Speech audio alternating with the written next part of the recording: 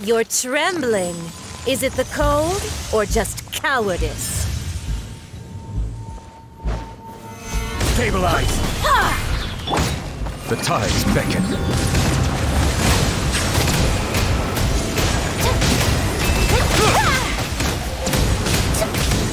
The night is cold. My apologies.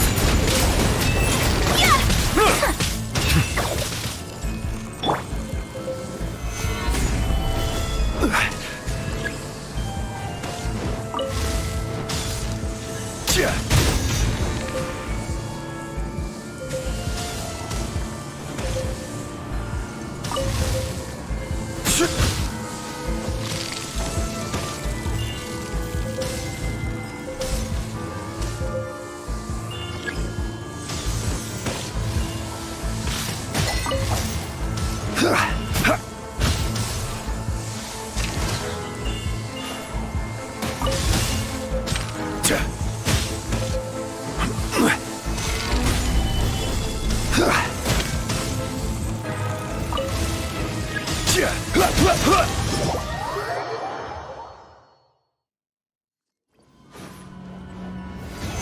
Solidify! Dance, Settle my down. pretties!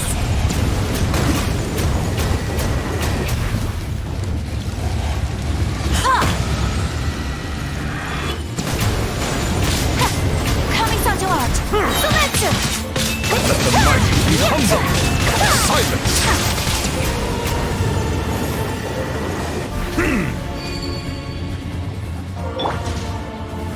Gather! Not every wound will heal! Settle down!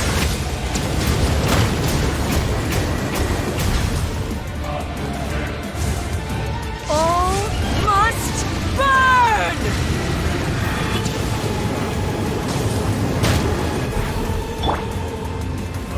Stabilize!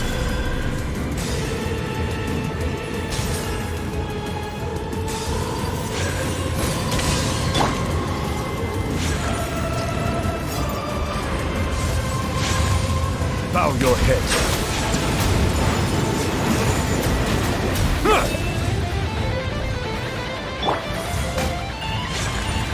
Gather!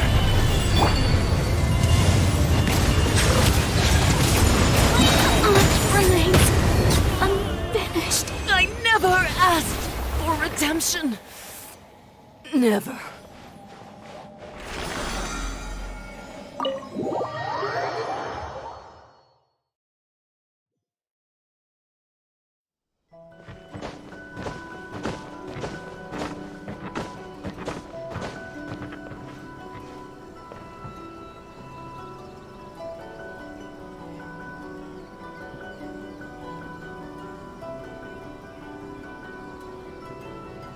This is no place to loaf around.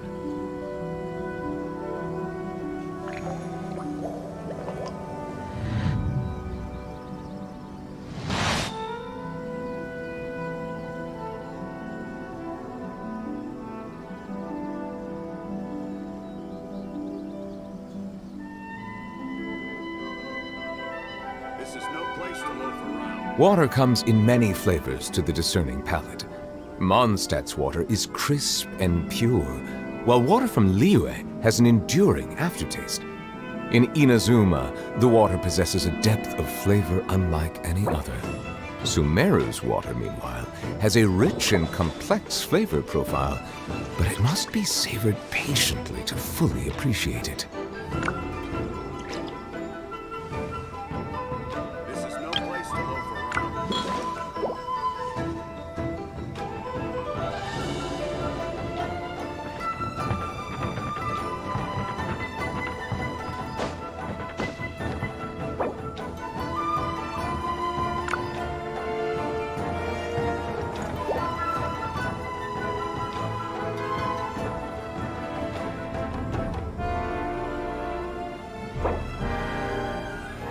This is no place to loaf around.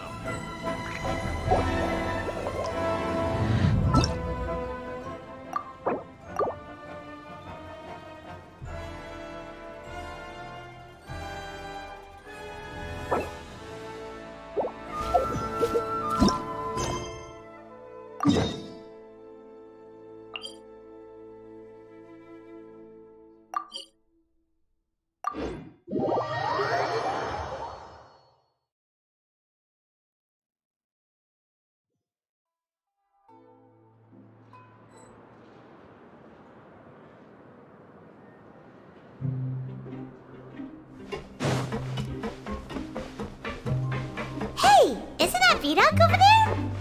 Huh. Is it just Paimon, or are there fewer people than usual here today?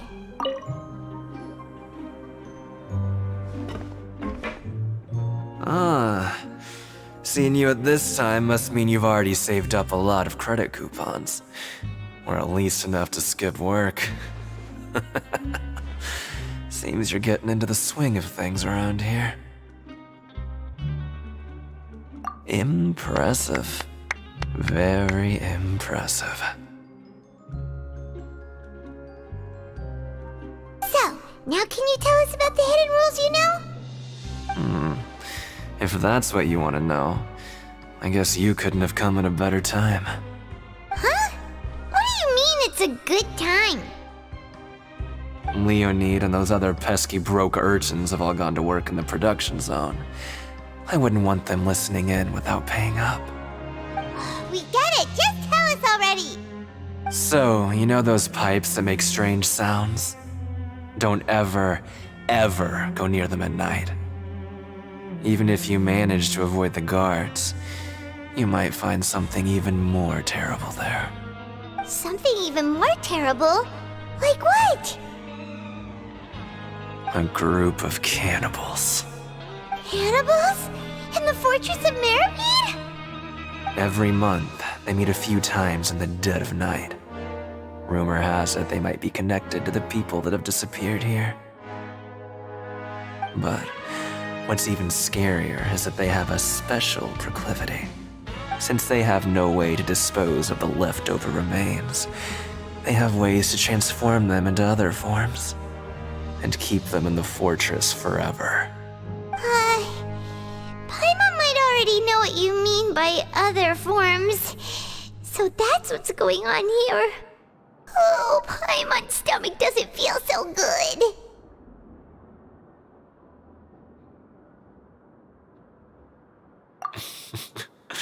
You two look pretty skeptical. No matter. Learning the truth behind dark secrets isn't necessarily a good thing. I've got things to do too. I suggest you just act like I never told you anything. Traveler, can we just trust him on this one? Oh, Paimon doesn't want her blood and flesh entombed here for all eternity?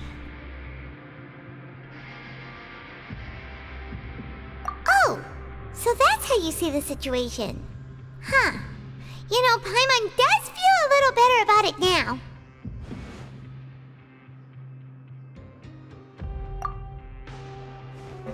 When will all the secrets end?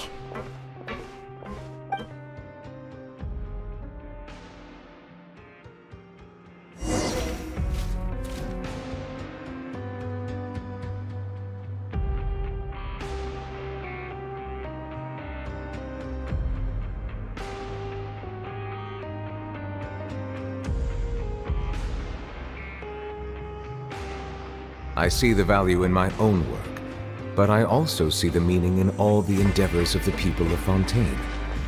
I believe Vito isn't here, but the guys who went to work in the morning are back. Let's go ask them! Just stay away from me.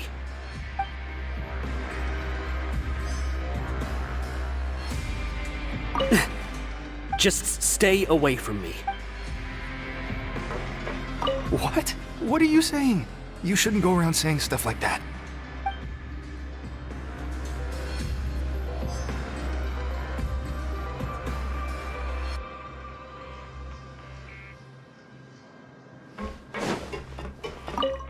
What are you talking about? Listen, you should keep your nose out of other people's business.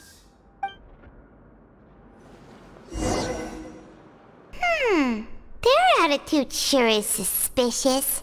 Like they're trying to avoid us. But if they're being so obvious about acting weirdly, do you think they might just be trying to lure us in? Oh, this is all getting way too creepy for Paimon. So you mean we still need to investigate some more? Okay, if you say so.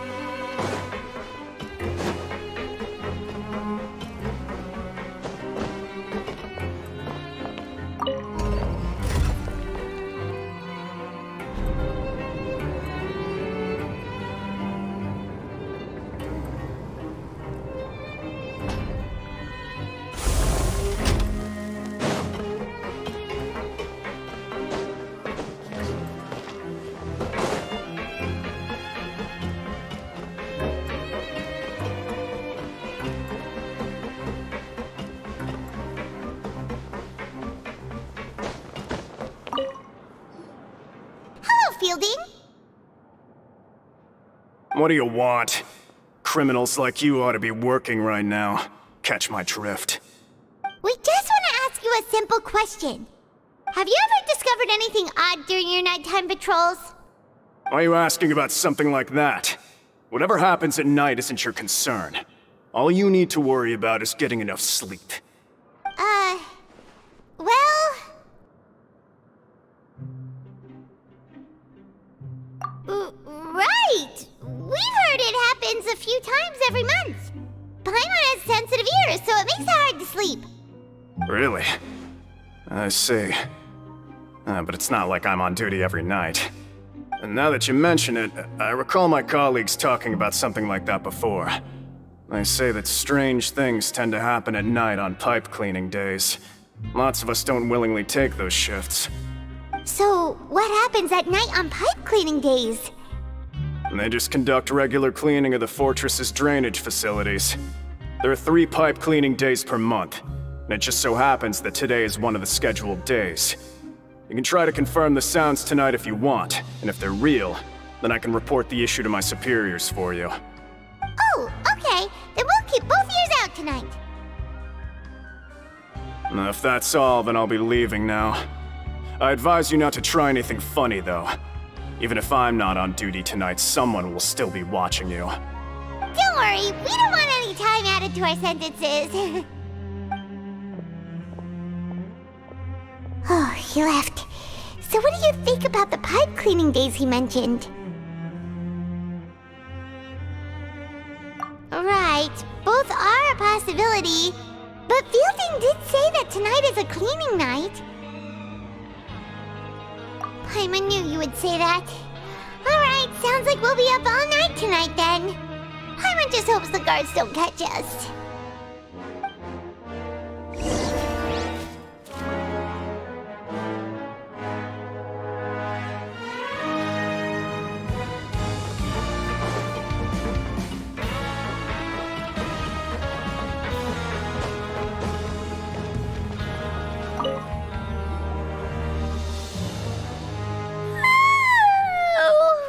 I'm so tired. But we can't sleep yet. They'll be cleaning the pipes tonight, so it's the perfect chance for us to investigate.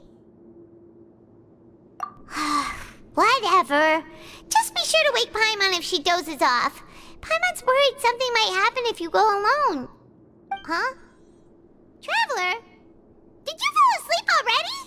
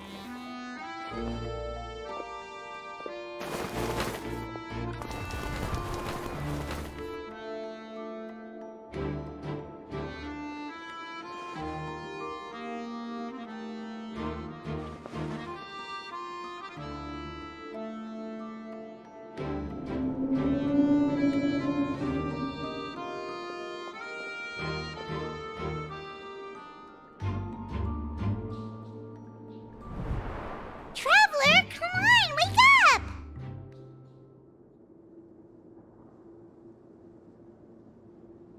Oh, it looked like you were just peacefully sleeping to Paimon. Well, what did you see this time? Really? So we're finally starting to figure out what actually happened! But what about the cannibals? How do you explain them? Okay, well, it's about time for us to get moving. Just be careful to avoid the patrolling guards.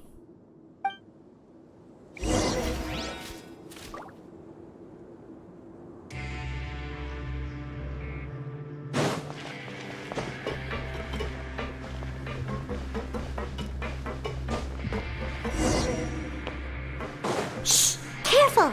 We'll get in trouble if the guards catch us. Hey, not this way. We need to get to that pipe, remember?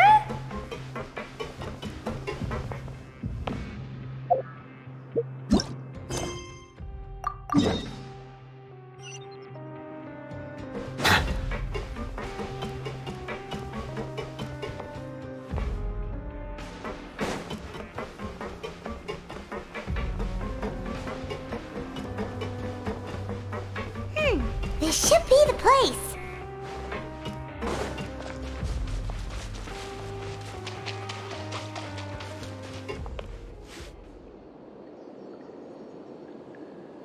I know you. You were the ones we saw. Huh. You've got guts showing up here. You know who we are, right? You'd better leave now. Ain't nobody coming here to save you. What'd you say?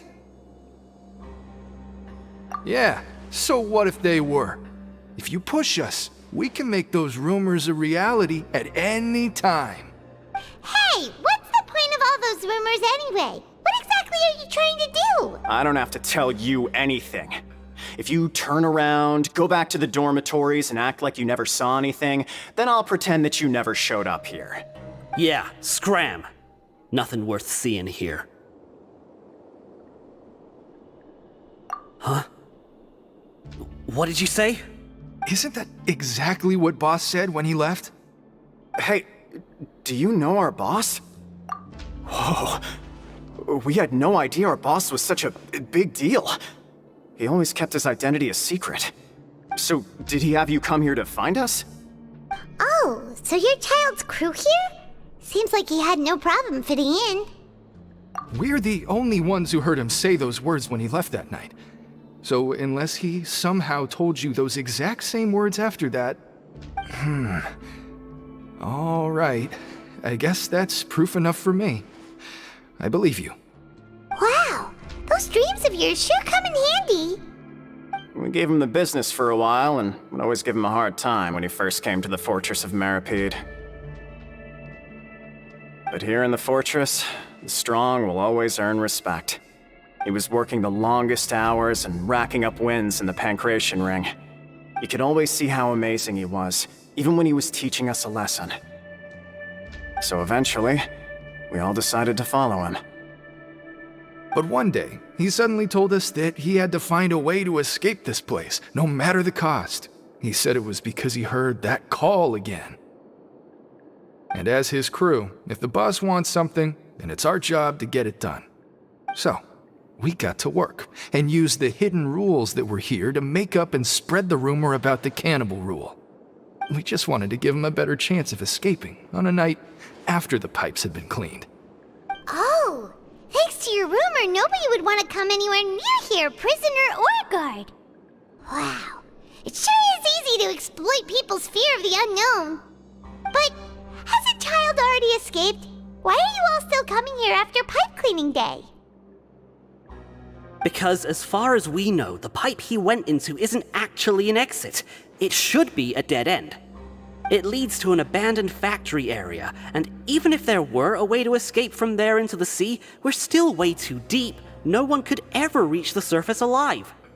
But Boss still insisted on going in. It's like he was obsessed about it.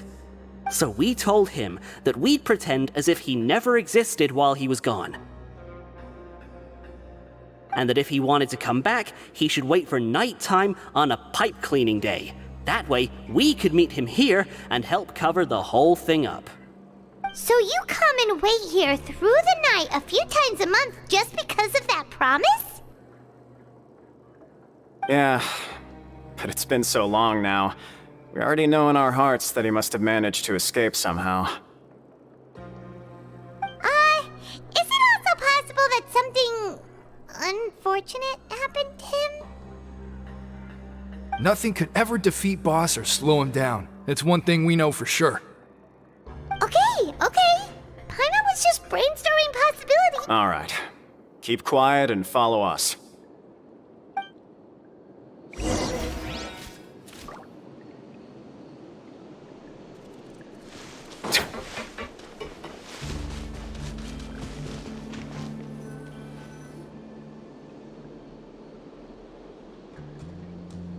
The way up from here has been sealed off. It's impossible to get through. Boss left by going down from here. It wasn't full of water at the time. Later, we came back hoping to have a look.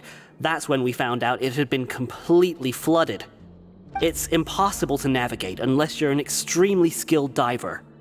Do you think Child got trapped by the water? Not likely. We all know that Boss was an incredible swimmer. Really? Then have him come investigate, pronto. Just be sure to tell us if you get any news about Boss. It's getting late. We should leave before the guards come this way. Yeah, we learned a lot about what happened to Child here. Let's get going!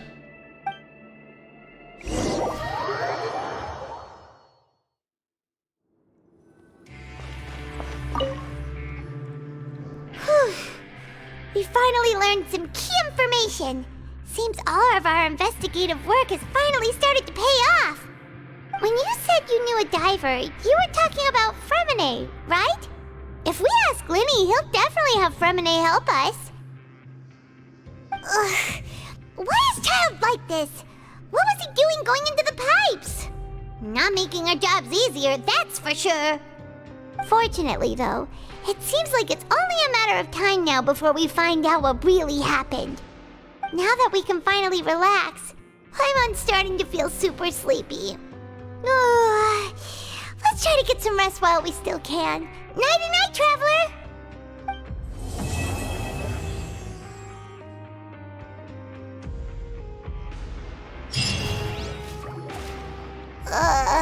It's morning already? Oh, Paimon still needs more sleep. Huh? Wait, look over there! Isn't that... It's one of Linny's cards! Let Paimon see what's written on it! Maybe you haven't heard, but today is the monthly free day. Everyone has the day off today, which makes it the perfect time to do some investigating. It's been a while since we last talked. Have you been making any progress lately? Let's meet at our usual spot in the factory area before lunchtime. I have new information. Ooh, today's our lucky day. We have the day off. From the sound of it, Lenny's been making progress with his investigation. Wonder what he's discovered. We still have some time before we meet up. Let's talk with the people here for a bit more before we go.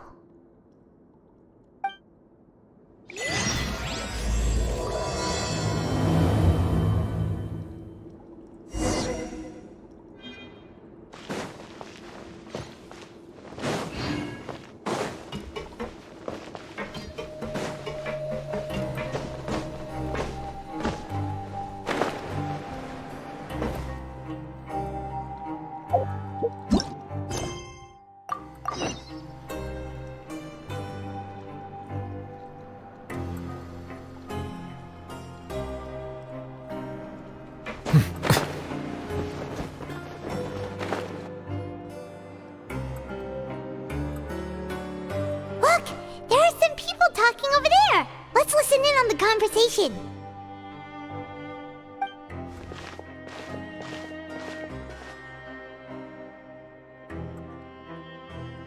If you ask me, those pompous parasites on the surface act like they're all a bunch of aristocrats.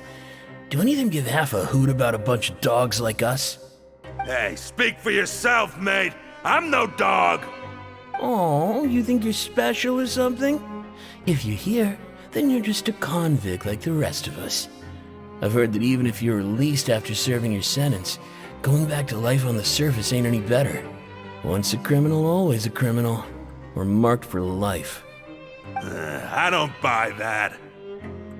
Hey, how cool would it be if the whole world was destroyed by a giant flood and everyone had to start over from nothing? What kind of filthy bilgewater are you spewing? I have family up there. You best shut your sewer hole with talk like that. Listen, things ain't so great on the surface, but who says that you have to leave? I've heard that you can still stay here and work even after you've served your sentence. Not bad if you ask me. Who wants to live in the ruddy overworld anyway? And what makes you think they want to hire someone like you? It's one of the great mysteries of the universe, how someone as useless as you is so confident. Whoa. Sounds like they're really unhappy about the overworld. Speaking of which, Paimon never heard anyone use the words overworld or underworld when we were living up there. Is it only something the inmates down here say? That's true.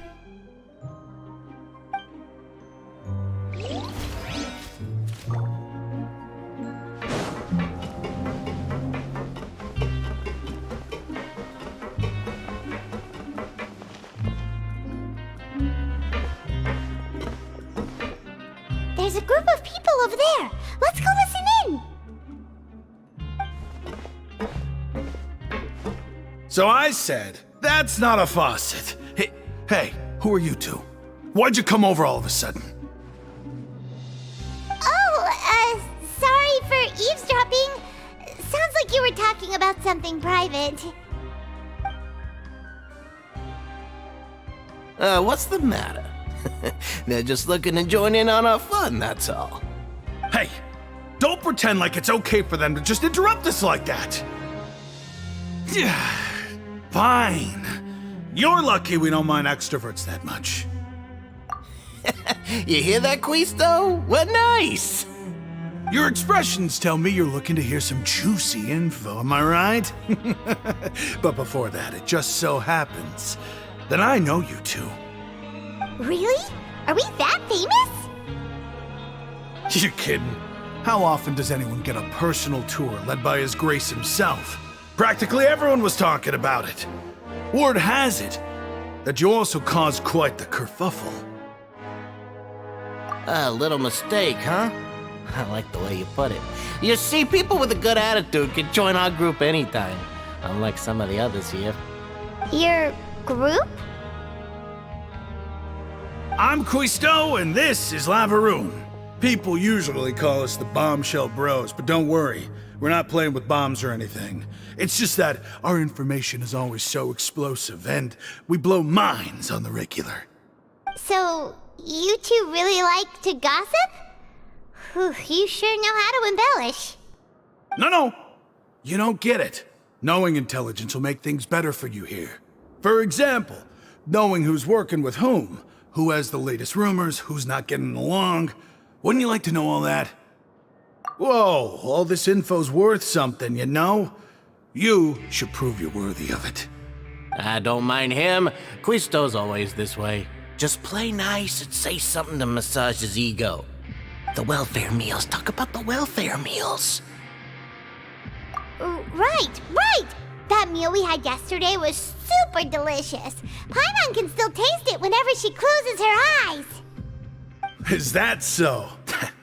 To tell you the truth, I've been helping out with making those welfare meals. I've been working as a kitchen assistant for about a month and a half now. Oh, so you're the one who made those delicious steaks. Amazing! You could be a professional chef. You are correct. I am a true professional. In fact, I even went to culinary school. But enough about that. Since you like my cooking, I guess that means we share similar tastes. Listen carefully. This little bombshell will help you learn what's really going on here in the fortress.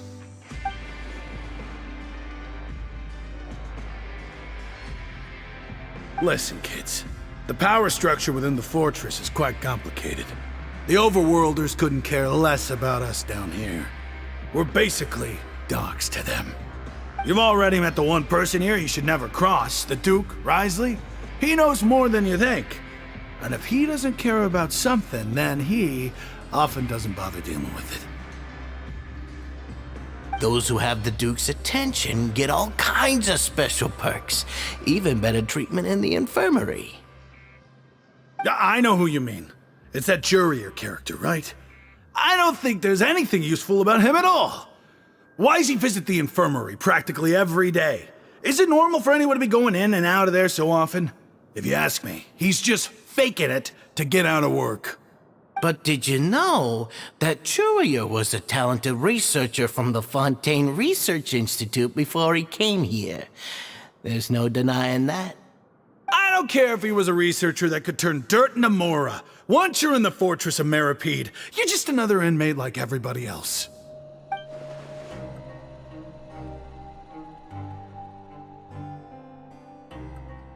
Speaking of which, the last time I saw him, he was passing by in the corridor with Lorvine. I also heard they started arguing in the library and got into a fight, right? Guess that's just how terrible of a guy he is. You mean he hit a woman? Wow, I never imagined he was that bad. But that Lorvine's also quite the odd one, you know? She's always gabbing away, got into a fight with a man, and she also got sent to the infirmary. Come to think of it, I always see her going to the sick bay every couple of days, too. Wait a second. You don't think? Do you think could it be that they're secretly meeting there to go on dates? But it's really hard to imagine. After all, I do remember seeing Lorvine beat Jurier to a pulp that one time. And we might be overthinking things.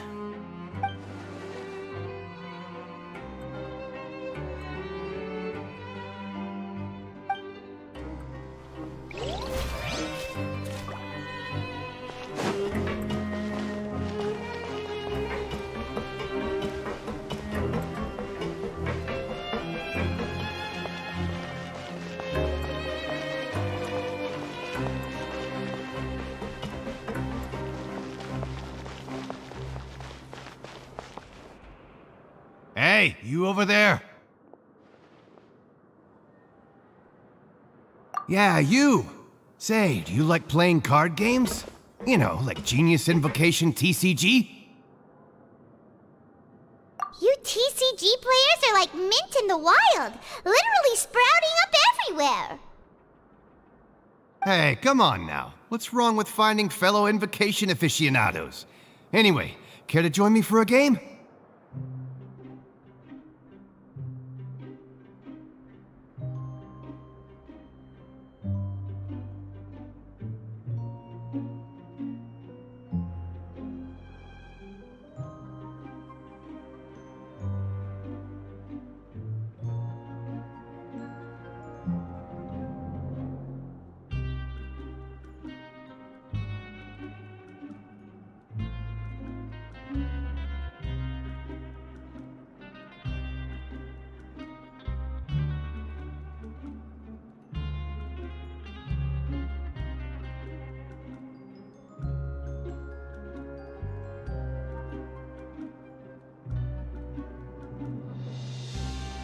All right. No pressure. But why would you be looking for people to play Genius Invocation in a place like this? Don't people usually come here to fight?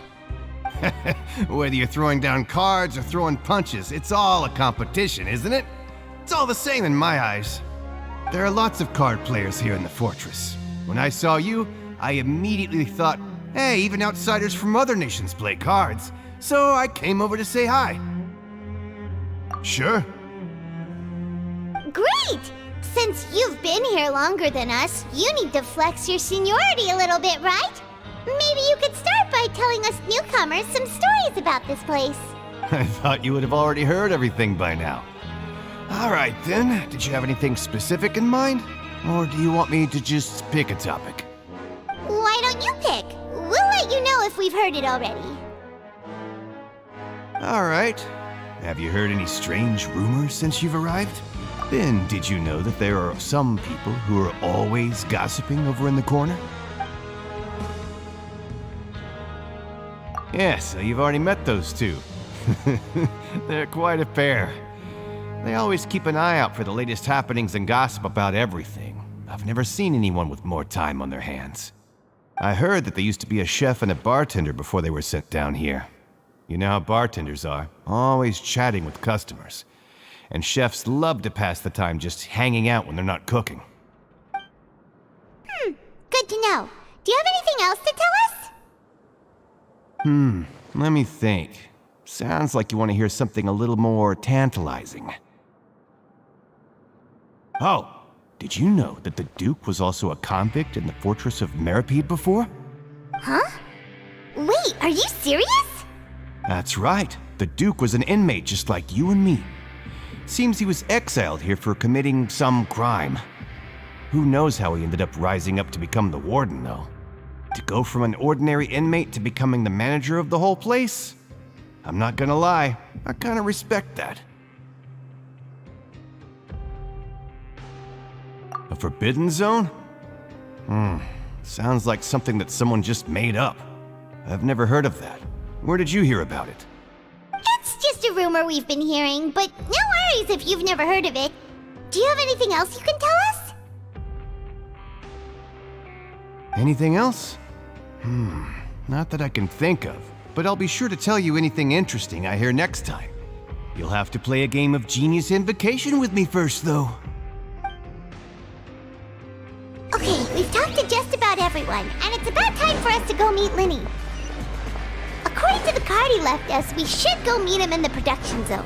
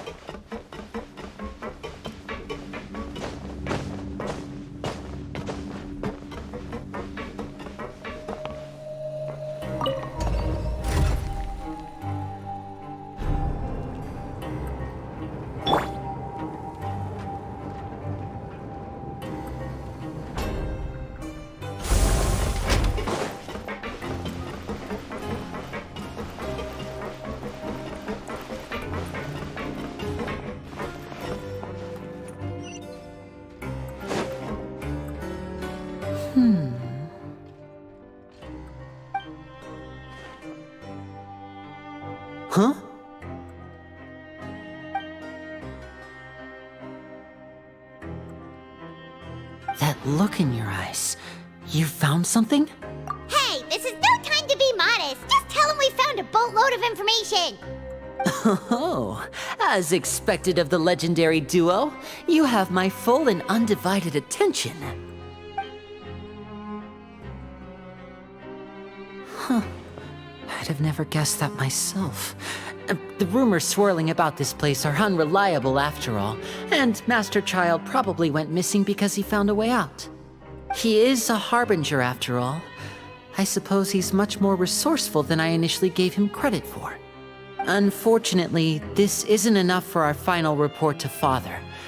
We need to find out Master Child's exact whereabouts. Father told me that even though Master Child said he was just coming to Fontaine for a vacation, he actually had some personal reasons. His agenda might be linked to his disappearance. His escape route is already flooded, so we'll have to task someone with professional diving skills to chase after him. Well, when you put it that way, it's obvious that only Fremine would be up to the task. Bingo! Is he around? He's working today. Coming here as a group would have attracted too much attention. I'll talk to him about it later. It's the least I can do. We're all in this together, so it's only fair for us to fulfill our end of the bargain. Honestly, I'm far more impressed by you guys managing to collect all this information right under Risley's watchful eyes. Collecting information has always been our strong point. Now, let me think. To find out more information, Fremine will have to retrace Master Child's original route. And if he's to do that, he'll have to set out on the next pipe cleaning day at the earliest. That's 6 days from now. And after that, he'll probably take another 2 or 3 days to return. You can even estimate how long it'll take for him to get back? We've been working together for a long time. We know each other's capabilities like the backs of our hands. Traveler, what say you to meeting here 9 days from now? We'll be able to pick up Fremine while we're at it, too. Oh, and there's just one last thing we'd like your help with. Though we can just sit back and wait for Fremine's report on Master Child's whereabouts, we still need to make more progress on the investigation of the Forbidden Zone. Fremine's no master of disguise, Lynette's still working on getting intel from the other areas, and I'll need to spend some time helping Fremine prepare for his diving mission. So, you are the only ones we can count on. What do you want us to do? Will it be hard? Well, I won't call it easy per se, but I think you'll be able to pull it off. Listen carefully. You'll need to find an excuse to get into the infirmary and investigate the room and environs. You've mentioned several sketchy-looking people always meeting at the infirmary earlier, so it probably has something to do with the secret we're hoping to uncover. You've already met the head nurse, so she'll be less suspicious of you. Investigate the internal structure of the infirmary and any active dealings within, and pass those on to me alongside anything else you're able to discover. But also, there's no need to take risks. Don't forget, safety always comes first. My apologies, I just started rambling out of habit. It was almost as if I was talking to my younger brother. But that's not a bad thing, right? All right, then we'll head out as soon as we finish our prep. Let's go our separate ways for now then. Don't forget, we meet here again in 9 days. Stay safe.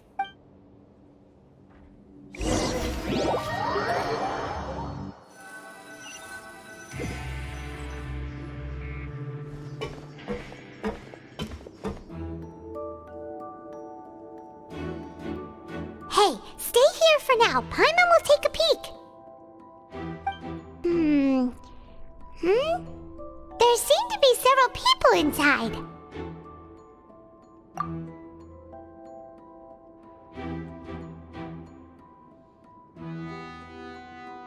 Right. I feel like It's not impossible. Oh.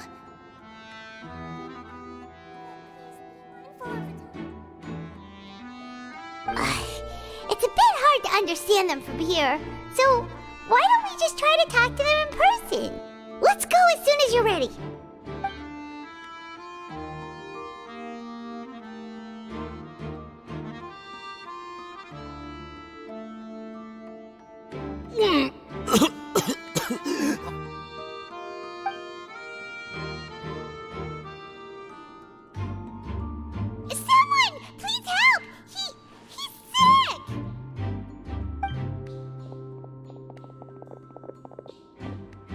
Are you okay? Oh my! What's wrong, little one? There's no need to panic.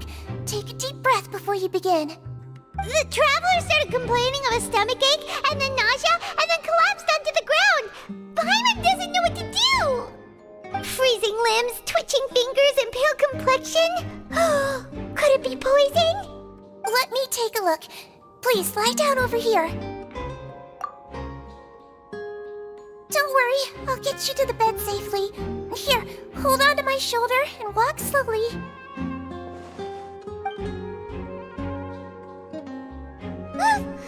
You can do it, Traveler! Don't apologize. You're sick after all. Now, please relax. I'm just going to do a preliminary checkup on you.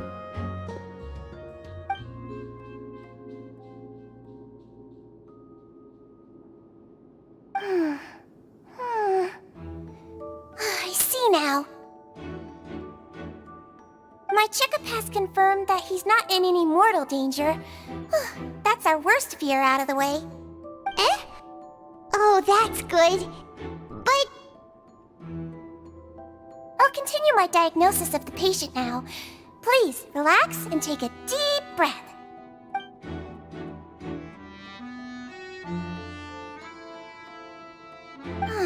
Don't sense serious damage to your organs either. Does it hurt when I press here? And here? Huh? But based on my initial checkup, there shouldn't be a problem here. How strange.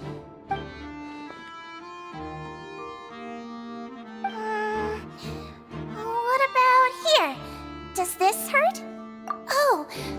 I understand. So that's what it is. I think you just ate something that disagreed with you. That's all. Nothing too serious. Outside of a pretty bad stomachache when it decides to act up. So that's what it is. Thank goodness it's not anything more serious. And there have been other inmates complaining about the food recently. I'll inform our head chef, Mr. Wolsey, of this problem as soon as possible. Congratulations! The health risk is incredibly low, so you should recover within a couple days. Why don't you take a rest here while I go get some medicine for you? Miss Levine, I'll have to trouble you to help me look after this new patient while I'm gone. Very well. And she hopped away just like that.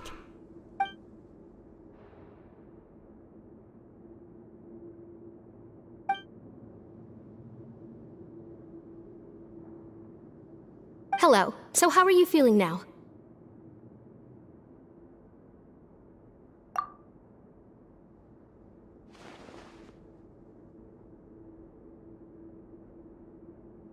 His stomach ache's really bad. He was stumbling about the whole way here, so Paimon's really worried. If Miss Sijuin says it's not a serious problem, then there's no need to worry. She's the best medic we've got down here. But it also looks like she's the only medic you've got down here. Well, that's true. What do you mean, that's true? That's really misrepresenting the situation. Of course I can't speak for the whole fortress, but it's not like everyone imprisoned here is useless, you know? Though they may have committed crimes and gotten locked up here as a result, they still know a thing or two about medicine, and they help Miss Sijuin take care of the sick and injured. Yeah, you're right. But did you have to lecture me about it in front of another patient? Aren't you a patient too? Where did all your energy come from? That's correct. Sorry, I got a bit ahead of myself. Are you two also sick? We've been sick a while. I come back every once in a while for checkups, and to pick up the medicines Miss Sijuin prescribes for us. That's just the nature of chronic illnesses. As for her... you could say she fancies herself as Miss Sijuin's capable helper because she learned a bit of medical knowledge ages ago. Please watch your mouth, Mr. Jurier. Don't forget that you are the primary reason I have frequent heart palpitations.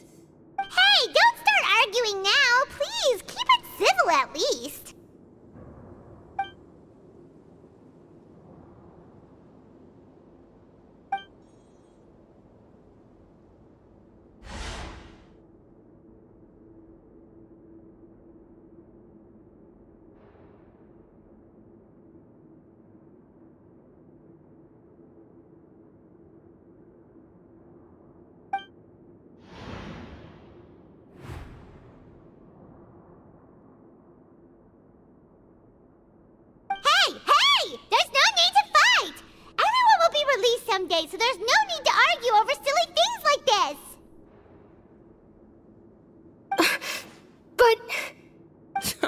Release. It's way too early for us to even think about that. And who the heck knows if we'd even be able to continue our previous lives?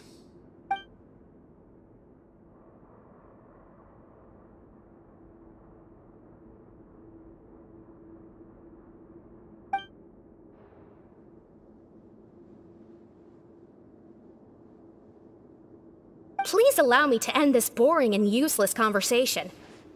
Oh, and Mr. Jurier, I don't want to see your face here again anytime soon. And same to you, Miss Lorvine. Anyway, that was more than enough rest for me, so I'm going to get out of this excessively noisy place. See you later, everyone. He just slowly walked off like that? That's just what he's like. I'm sorry you had to see all of that. I'm Lorvine, and that's... Well, his name is Jurier, but I hope you'll never have cause to remember his name. You really can't stand him, huh? I mean, can you blame me? Who would like someone who's as arrogant and obsessed with weird research topics as he is? But there's no need to keep dwelling on him. I'll accompany you two for a while. Miss Seashween should be back soon, and I'm sure you'll feel better as soon as you've had some of her medicine. No, it's nothing. I'm back! Did you rest like you promised? Thank you for getting our medicine, Miss Seashween. Did you all cooperate with your bed rest? I trust that nobody got up to walk around. Good. Here, this should be 2 days' worth of medicine for you. Take 1 pill now, and then continue your bed rest.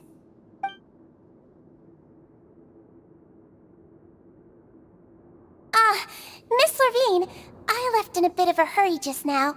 Do you still remember if we discussed the color of the pill that you should be taking today? I remember. You said it should be yellow.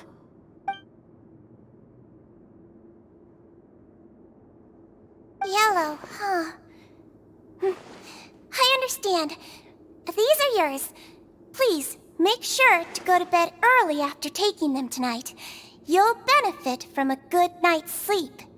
All right, then I'll also be on my way now. I hope you feel better soon, too. See ya!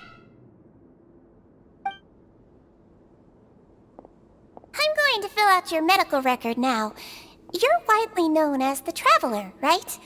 I just want to double-check a few details, if that's all right with you. Those two made quite the commotion just now, so why don't we let the Traveler rest? Paimon can answer the questions instead. So his primary symptoms are abdominal pain with secondary symptoms of nausea. Is there anything else? That's it. All right then. Is there anything we should know besides to take the meds? No, his base constitution is quite good, so I'm sure he'll recover quite quickly after taking the medicine. Please make sure to stick to bland or less stimulating foods, and don't stay up too late at night. Got it! Paimon will hold the Traveler to that for sure.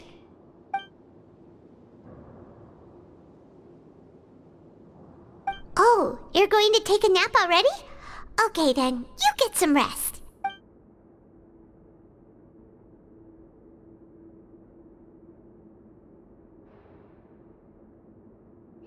We've been to lots of places together.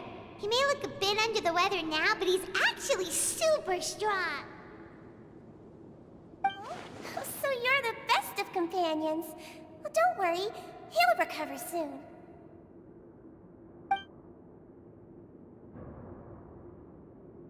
Ah, you're awake. How do you feel? You slept for a really long time, but we never left.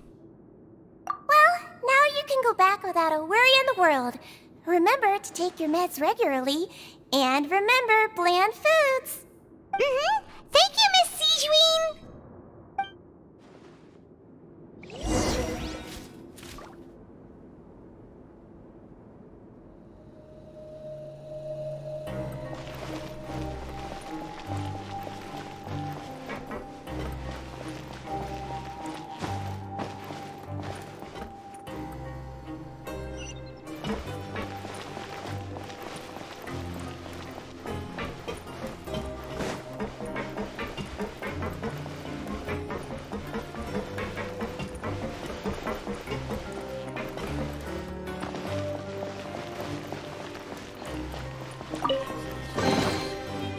suppose it wasn't too much trouble.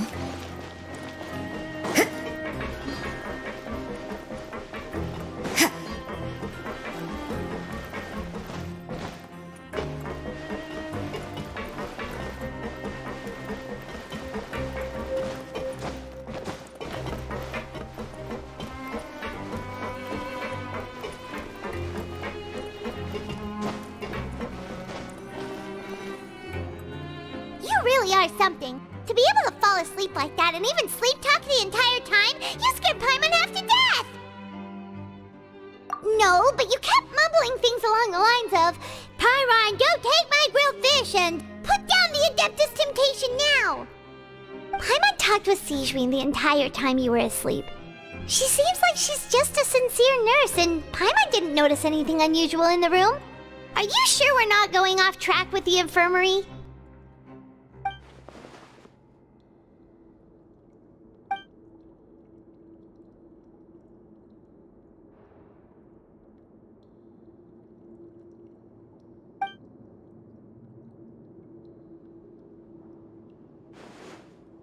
Whoa!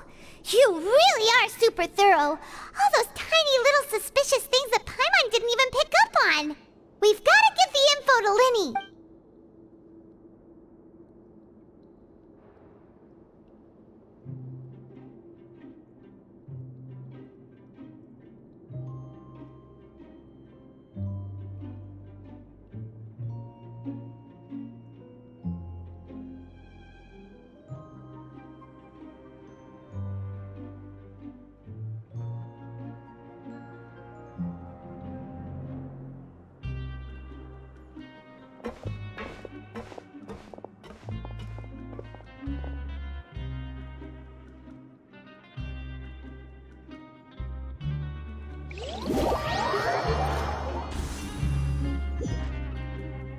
Today's the day! Let's go meet up with Linny!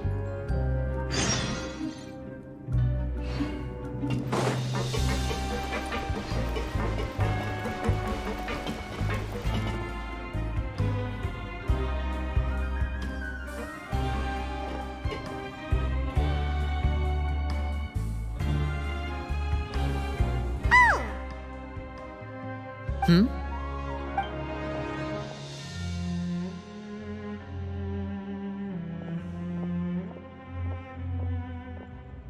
Did you two run into any trouble over the past few days? No, we just worked our shifts according to the schedule. Nothing weird happened. That's good. That means you didn't raise any suspicions when you infiltrated the infirmary. We've taken a look at the slip you've sent. Fremine successfully left the grounds via the pipes 2 days ago, and as of last night, Lynette has also infiltrated the infirmary after faking an illness. Wait, why is she getting involved as well? You already went above and beyond when you scoped out the infirmary. To put it more bluntly, even if we were to view that as something you did in exchange for Fremine's help, you've already done more than enough. Infiltrating a guarded stronghold is a different kind of job from a one-off investigation. We want to avoid using the same faces over and over and reduce the amount of suspicion that will fall on any given person. Lynette also felt like you have already taken the first step for us, so she should be the one to finish the job. So that's what Lynette thinks. Oh, Paimon hopes everything's going well for her. Perhaps that's true. You're both very good people, and we've come to appreciate that more than anyone else. Unfortunately, there's still one thing that could get between us, lest you've forgotten. The matter of our respective loyalties. You've mentioned before that you've had some run-ins with the Fatui. I can understand that feeling, so I assume you're just helping us out of the kindness of your hearts? Well, everyone could use some more friends. We'll be counting on you to help us in the future, too.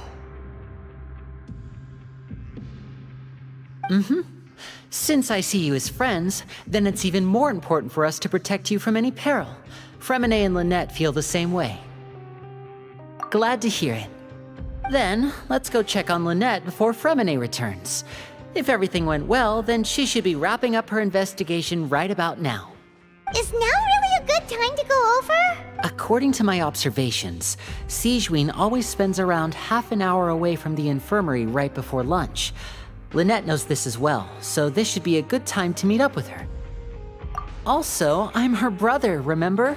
It's only natural for an older brother to care about his younger sister's well-being. Okay, then let's head over right away.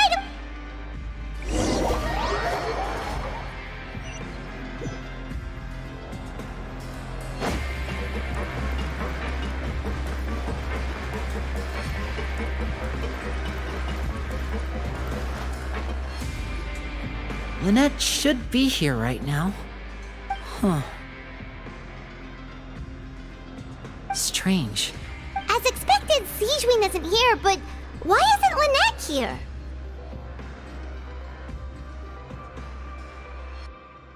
No, Lynette rarely deviates from the plan. We agreed that if she were to make changes on the fly, she'd find a way to let me know. Unless... Let's see if there are any clues around here. We can look while we wait for her. Who knows? Maybe she'll be back soon. Okay.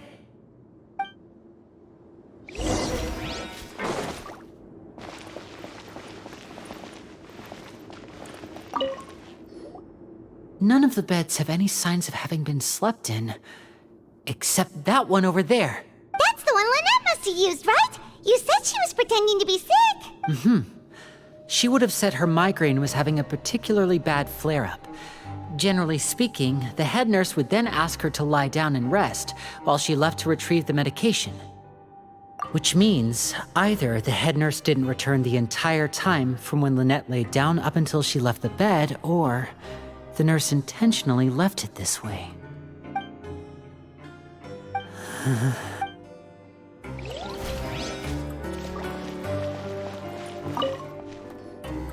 There are some books here and a few files. They all look like medical record. Advanced nursing, how to raise the spirit of your patients, a quick guide to the psychology of emotions, and the meaning of laughter. These sure are some interesting books. Who knew Sigewin would be interested in these kinds of things? She even has books on understanding people's motivations and feelings. Is it because she's a Melusine? Or does she have a need to understand her patient's emotional state? Seems quite normal to me. These are skills that would come in handy for a nurse from time to time.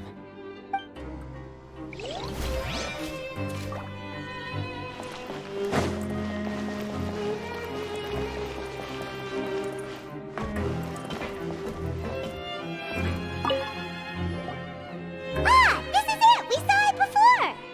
Wait, this thing? It doesn't look like it's been disguised that well. The space behind it is empty. From its size, I don't think it's an entrance that is meant to be taken apart. There's probably a mechanism around here somewhere. Could Lynette have tried to get inside? But if that's the case, she would have contacted me for sure. Let's look around here for some more clues.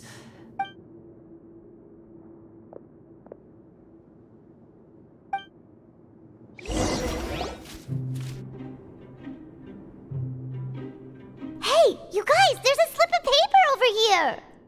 A slip of paper?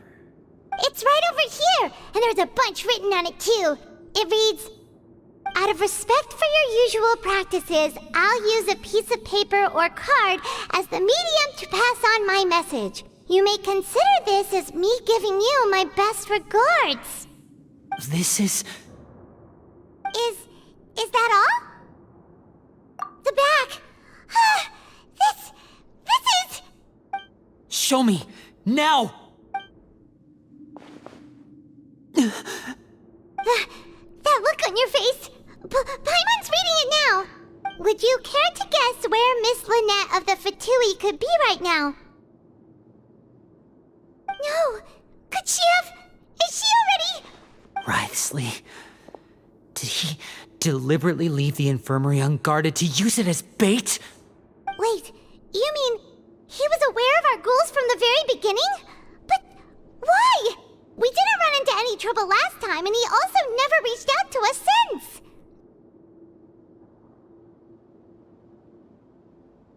Yes, that is a crucial question. Writhsley, he doesn't do anything without a clear goal or reason. So this means he had no concerns about your activities from the very beginning. You're not from the same camp as us. You were sent down here by Nervulet, so you have no conflict of interest with Wriothesley. We're a completely different story, though. I'd like to know that, too. Why did he only go after her? Don't panic, just think everything over. I have to stay calm. This is not like what happened last time. The situation's different now. Wait, you're right. Wait, but that means the fact that Fremine was able to leave the grounds. Could Wriothesley have let him go as well? But what does he gain by letting Fremine leave like that?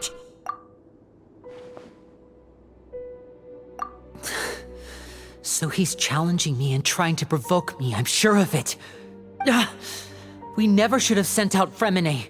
We had to go through all that trouble to find an opening to sneak him around the guards and into the pipe, and we even thought luck was on our side. If Wriothesley let him leave on purpose, then he's probably in a terrible spot now as well. Lenny's getting more and more panicked. We have to calm him down. Don't be like this, Lenny. Fremine wouldn't have left if we hadn't told you about Child. That was our fault. No, I'm the leader of this operation, and I'm the one responsible for this team. I was the one who failed to protect them. I'll go talk to Wriothesley. Hey, don't be reckless! Traveler, please talk some sense into him. I simply cannot allow Lynette to be abducted again. I have to go. I'll find a way to get them back. He's rushed out the door! After him!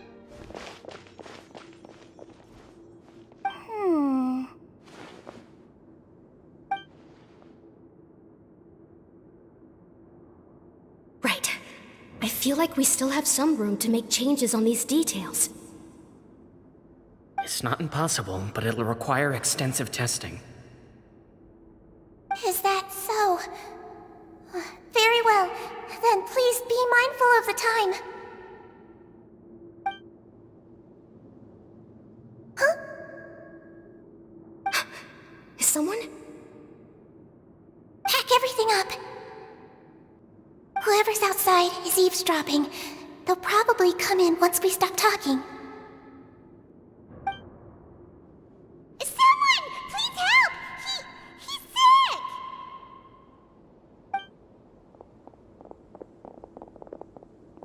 Whoa, are you okay? These two. As expected, they've already found this place. Oh, they are quite sharp. What a delightful turn of events. I like smart people, but I also like playing dumb. I like the feeling of being trusted. Oh my!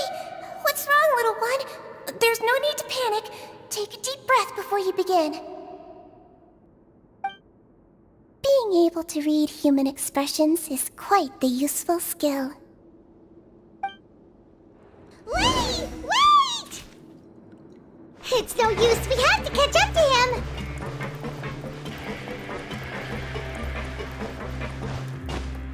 He's already out of sight! How is he so fast? Let's go head him off at Wriothesley's office!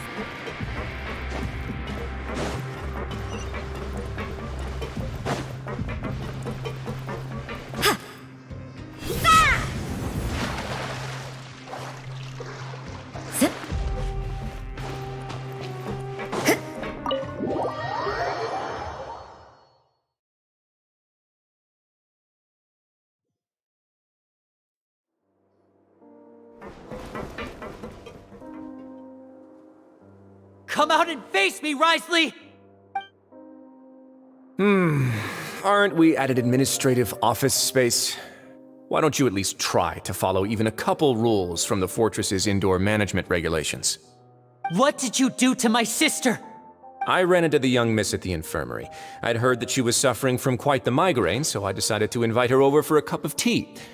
I do have some teas in my collection that can work wonders against such an illness. Stop joking around! Where did you take my siblings? I have also heard that your performances are quite the spectacle. Miss Lynette would sometimes enter a box filled with water, only to emerge the next second from another place altogether. Maybe she'll appear behind you right now if you were to turn your head. Is he trying to trick me into turning my head? No, he's probably not looking to attack me right now. All of the hostages are in his hands, and he's even in the mood for small talk. That means Lynette is probably still alive. You knew we were investigating the infirmary from the start, so you deliberately aroused the Traveler's suspicions and baited us into continuing our investigation, just so that you'd be able to kidnap Lynette. As for Fremine, no, you probably didn't even interfere with Child's escape. You let him go, so you could purge the Fatui members that we had planted into your ranks. There was no need to do so. The fortress of Meripede is a pretty pleasant place. Most people enjoy their lives here. The only ones who act differently are those with personal agendas. It was quite easy to identify your colleagues. You removed our original members and spread the news of Child's escape so Father would assign our team to come down and investigate. Fremine has also fallen into your hands, right? If you're oh so omnipotent and so in control, why would you need hostages? One correction. Lynette is in my hands right now, but Fremine is not. He's not? What do you really want? Lenny! Oh, wonderful. Everyone is here, so I'll only need to say this once. Thank you so much for cooperating with me. Eager and to the point, I see. Alas, only Miss Lynette is currently having a cup of the fortress's finest tea. Although, as per your original plan, Mr. Fremine should also have returned to the fortress by now. But he has neither shown up within my gates, nor has he been taken into any kind of custody. So where do you think he may be right now? Wait, you can't mean you locked him outside in the sea? I closed the fortress's gate to the outside world. That's all. Fremine's a star diver, so he should be fine, right? No, we're still here, so he definitely tried to find a way to come back for us. So we can't assume he might have made a break for the surface. But why would I do this, you may be asking? To have an audience with you, of course. My intel tells me that Mr. Linney is a great magician, so it's only natural for me to want to have some cards of my own when it comes to negotiating. Besides, I do recall you mentioning to Miss Lynette that you've always wanted to have a face-to-face meeting with the Lord of the Fortress of Meripede, regardless of whether it was in a personal or a professional capacity. Well, you got your wish. So, you've been keeping tabs on us before we even set foot in the fortress. Some of my folks just happened to hear a thing or two, that's all. In any case, I will be straight with you. I was willing to play dumb and turn a blind eye, so we had a pleasant few days playing games together here. But once you started focusing on the Forbidden Zone, all of that changed. Mr. Linney, the cards are stacked against you right now. Miss Lynette is in my hands, and Mr. Fremine is still slowly being pickled out there in the brine. You know just as well as I that he cannot last out there forever. You need do but one thing to guarantee their safety. I would like you to contact your superior, and ideally invite her over for a cup of tea with me. You want to see Father? But why should she bother giving you an audience?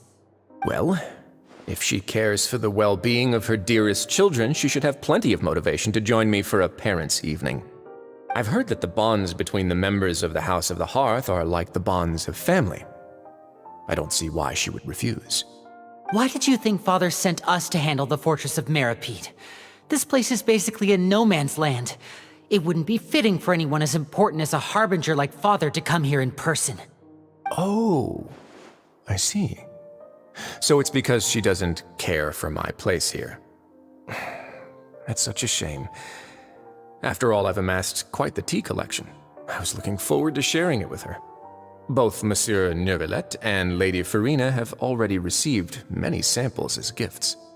Was this the extent of your master plan to get to Father? No matter how much pressure you may put on me, I won't allow you to use us to blackmail her. You people really are difficult to get along with. All I'm asking for is a face-to-face conversation. Does she truly have no interest in the fortress's secret? Mr. Linney, you have one last chance to invite your father here. If you refuse,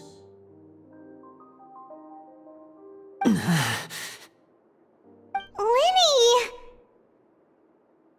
Instead of asking why I'm doing this, why don't you try to see things from my perspective for a second? From the very beginning, the Fatui has been actively infiltrating my fortress. I gave you a warning by cutting off the first few operatives I found, but that only caused you to double down. Had you given up on the fortress then and there, I'd have no reason to want to talk. Mr. Fremenet left the fortress on his own, and Miss Lynette tried to pry out my secrets right in front of me. No matter how you look at it, the responsibility for this falls on you. I shouldn't ask Father to do anything because of us. 6, 5... Wait, 2, 1. Time's up. It really is a shame, Mr. Linney. Risley! Negotiations have broken down. Please leave, ladies and gentlemen. It's time for my afternoon tea. Yeah, listen to the Traveler! If you can't talk to Lenny, can you at least talk to us? You do realize that I'm only letting you go because of Neuvillette, yes? You're here helping him out, and I've already done my best to stay out of your way. But that doesn't mean you can just do whatever you want. The fortress may be small and remote, but it still has its own set of laws.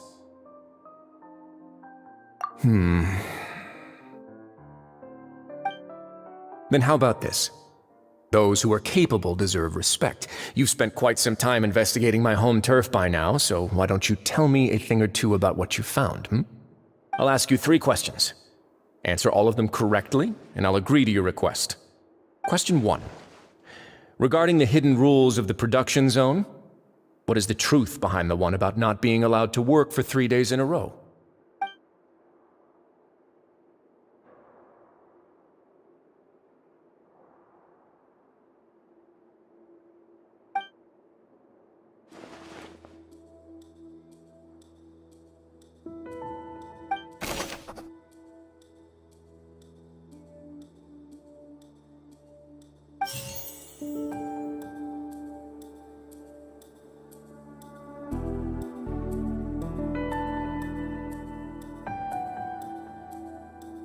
I've been told that the infirmary is always empty for the half hour just before lunch. But what could Sijuin be doing during that? The Fonta promoter has been struggling because he doesn't recognize the real value of coupons. Meanwhile, the Duke believes that only idiots who don't understand the value of coupons will spend them on Fonta. We often see Miss Sijuin observing the prisoners at work near the production zone. It seems like she can perceive the general state of a person's health just by looking at them. The research notes said that the Melazine race perceives the world very differently from humans. As a result, the Melazines have also developed a sense of aesthetics that appears rather strange and alien to humans. According to Collins, the Pancration tournament only took place because the Fonta company sponsored it. The company must want a return on their investment as well.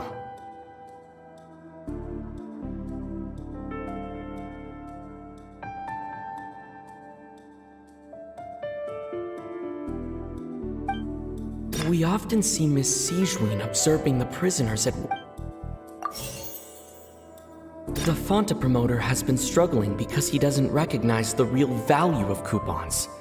Meanwhile, the Duke believes that only idiots who don't understand the value of coupons will spend them on Fonta. Fonta's internal report suggests that they're starting a new trial of an unnamed and unpackaged product. But the product has to undergo a trial because even Fonta's own employees have a lot of reservations about it.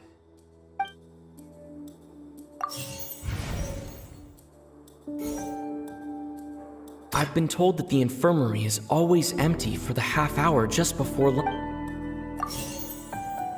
The Fonta promoter has been struggling because he doesn't recognize the real value.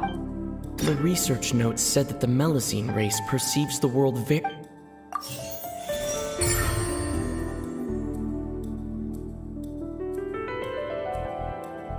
Ah, so that's what's going on! on! Paimon understands it now! Who would have guessed?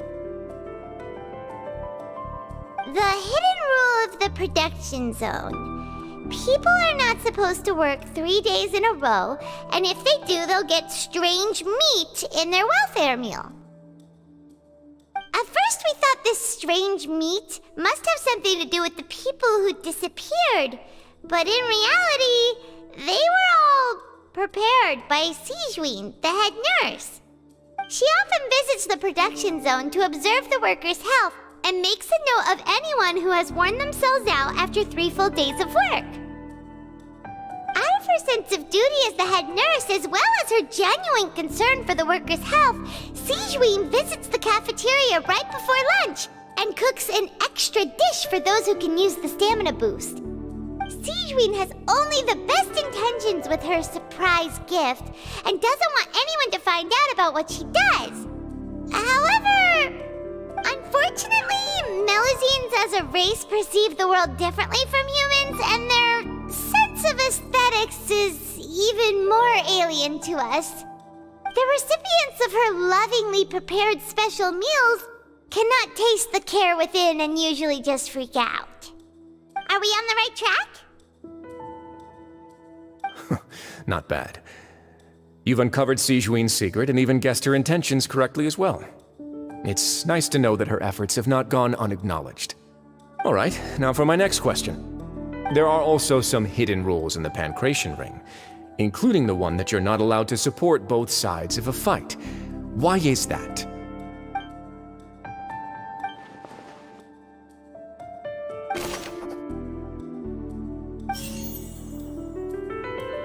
I've been told that the infirmary is always empty for the Fanta's internal report suggests that they're starting a new trial of an unnamed and We often see Miss Sijween observing the Fanta promoter has been struggling because he doesn't According to Collins, the Pancration tournament only took place because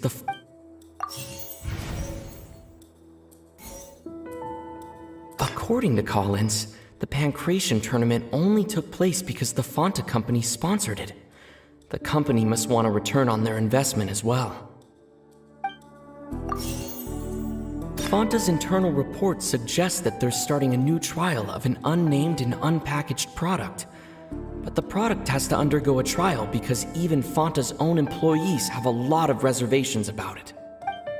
We often see Miss Sijween observing the prisoners at work near According to Collins, the Pancration I've been told that the infirmary is always empty for the half hour We often see Miss Sijween observing the prisoners at work near the production zone.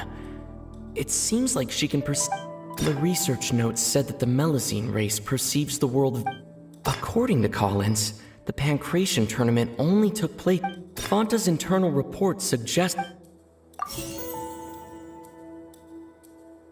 We often see Miss Sijween The Fanta promoter has been struggling because he doesn't recognize the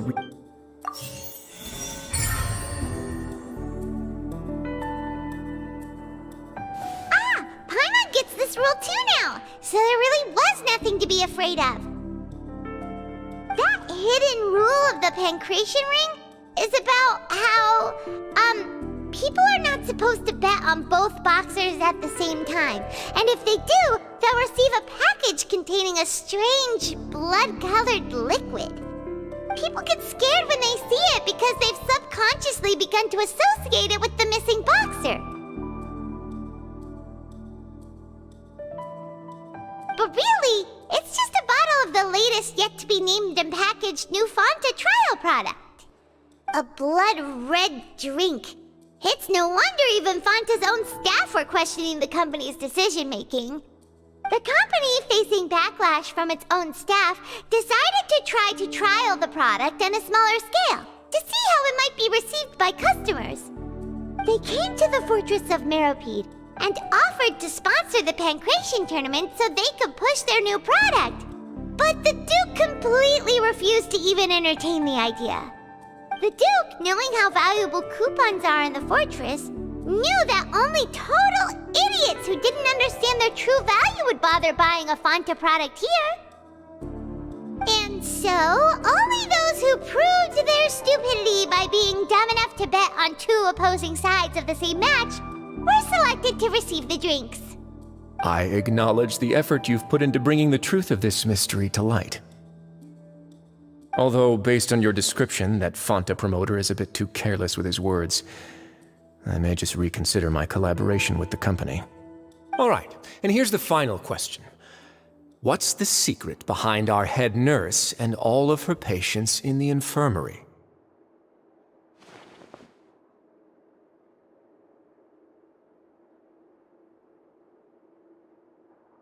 Stop your cruel and pointless games, Risley!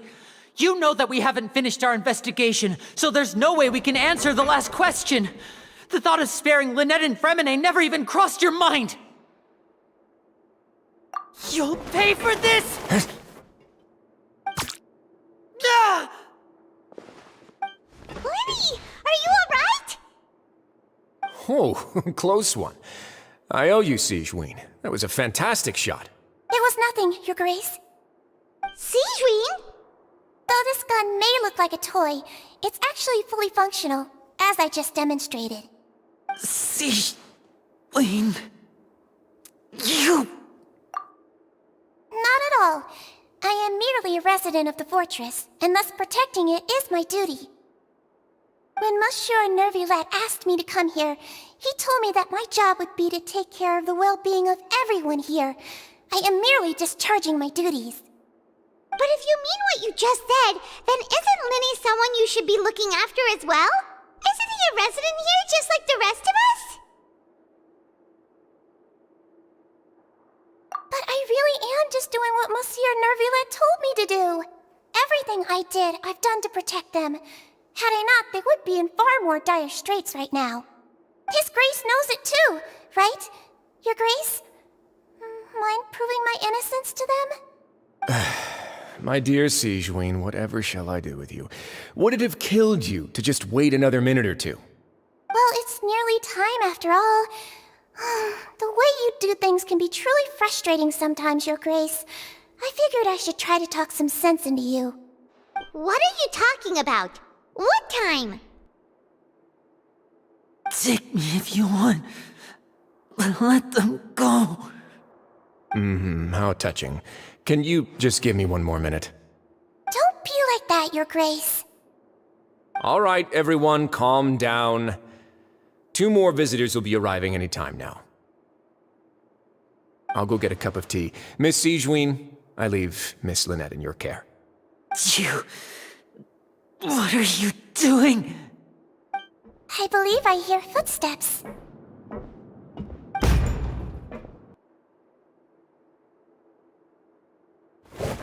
Some space, please. Ah, Miss Clarande. My door. Fremine... Fremine... What's going on? What is Clarande doing here? Work. I'm sorry about shooting you, Mr. Linny. The tranquilizing effect will begin to wear off soon. Please take it easy in the meantime, though. What happened to Fremine? Wasn't he diving just outside of the fortress? Why is he looking like this?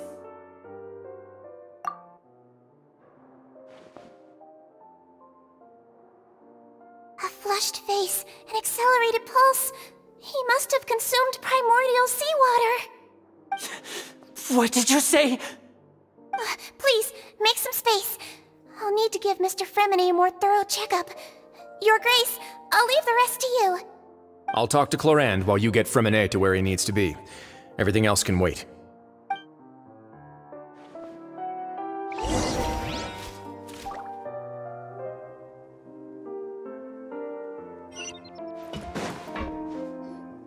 What's that look on your face? I thought I made good time on the way back. Oh, I'm just admiring your punctuality. Had you arrived just a few minutes later, Sigewinne may have been forced to shoot Mr. Linny again. How's the situation out there? The water has changed. It's pretty much as expected. The concentration of primordial seawater has increased significantly. I was only out there a short time, so it wasn't too bad. But if one were to stay for any significant amount of time... well, you can see how that boy's doing. Where was he when you found him? The abandoned zone at the end of the pipes. A good distance into the water. Closer than I thought. He must have recognized it early on and tried desperately to swim back. Locking the door was necessary. I don't think we could have saved two. Well, I did try to convince him that I had my reasons. Never seems to work, though. It would probably work on Neuvillette. He has a knack for picking out who had good intentions, even when the outcomes were all terrible. It's a bad sign if you're having to plead your case to Neuvillette. Want some tea? Not particularly. If you want to drink some that badly, just say so. Fine, I'd like to get some tea. Want me to get you a cup too, since I've already made it? Might as well then, I suppose. Actually, do you have a towel? I would like to dry my hair.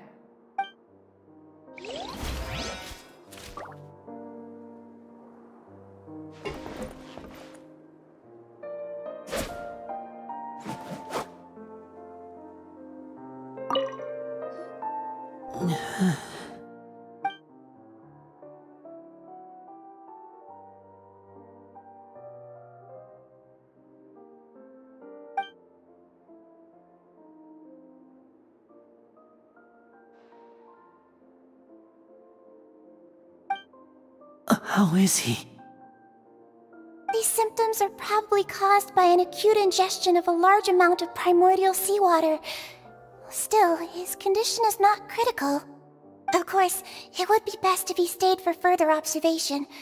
Let's leave him here for now, and move him to the infirmary once he's recovered a bit more.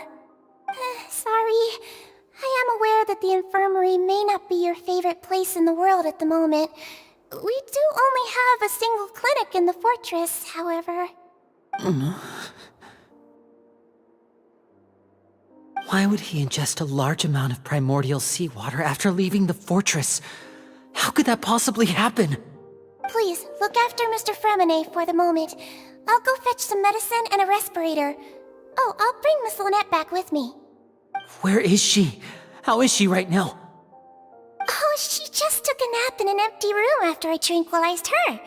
If my calculations are correct, she should also be waking up right around now. You might not believe me, but His Grace and I actually made some snacks and tea for her.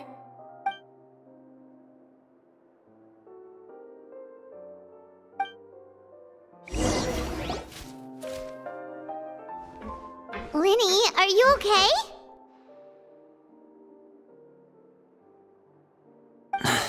I'll be fine. They're all here now. Don't worry about me. Are you sure? You don't look alright. My hands and feet are still a bit weak, but that's probably just the residual effects of the tranquilizer shot. I'm back, everyone. Lenny! Oh, Traveler, Paimon, you're here too. Fremine? Is he... He'll be fine. But for now, please help me lift him up.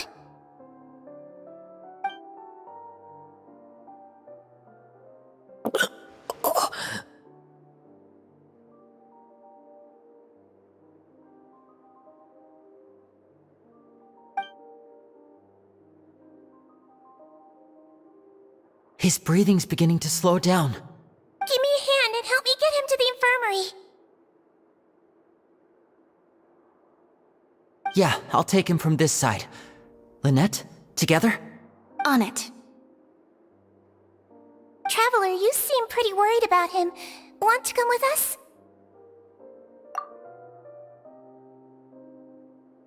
The Duke and Clarande are gone. They probably went to get some tea. The Duke will explain the truth in just a bit. Miss Clarande will need a break, since she only just returned from rescuing Fremine out of the sea.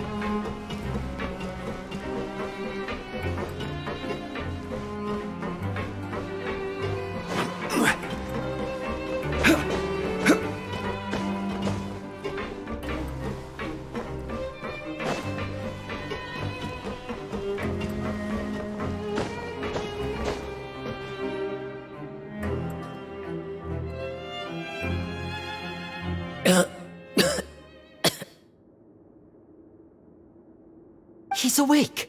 Fremine, how do you feel? Lynette. We're all here. Where am I? The infirmary, at the Fortress of Meripede, Mr. Fremine, and you are no longer in any danger. How do you feel? Don't push yourself if you're not feeling up to it. Traveler. Paimon. It's been so long. The sea. There's something wrong with the seawater. Shh, it's okay. We can talk about it after you've recovered. No, listen to me. This is really serious. There's primordial seawater mixed into the regular seawater. I don't know why it's there, but no one should touch it. Pipes. Right, the pipes. It's all coming back to me now.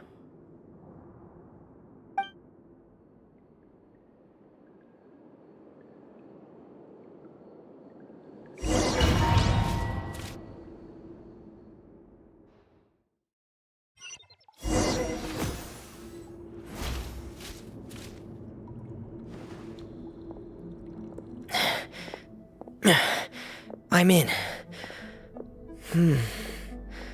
Seems like this pipe hasn't been used in a long time. It looks abandoned.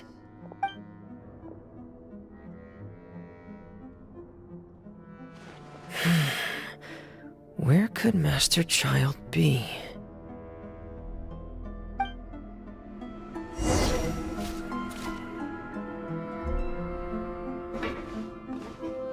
Hip!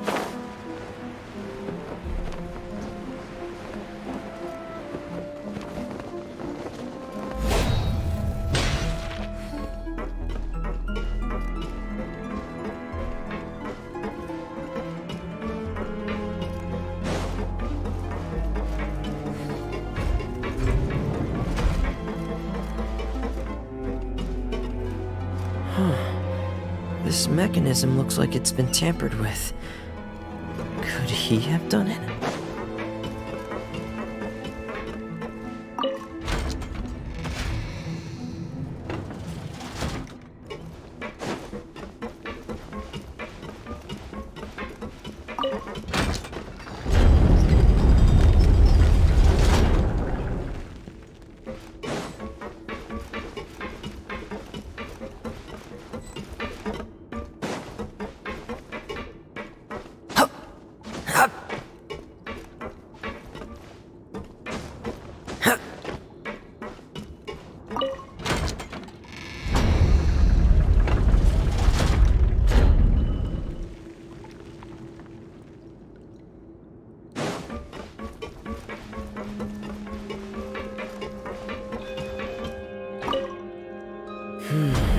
It's getting stuck on something.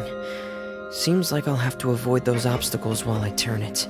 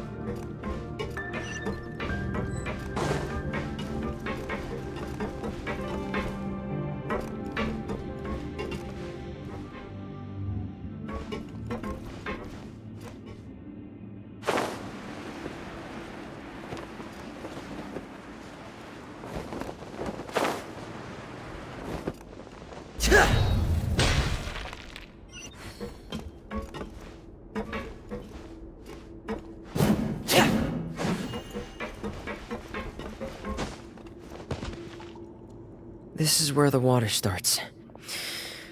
Okay. Master Child probably dived into the water. I'll go take a look as well.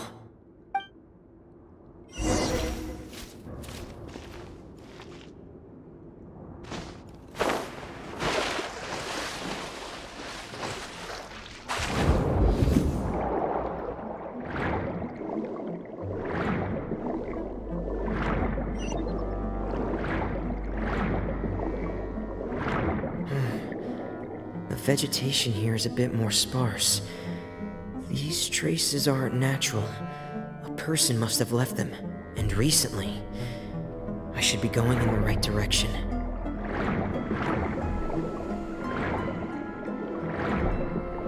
Oh, there are traces here too. I need to keep going. Huh? The traces are gone. But I don't see where he could have gone from here. Wait, what the?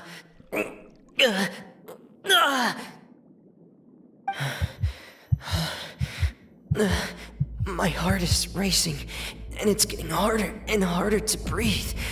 What's going on?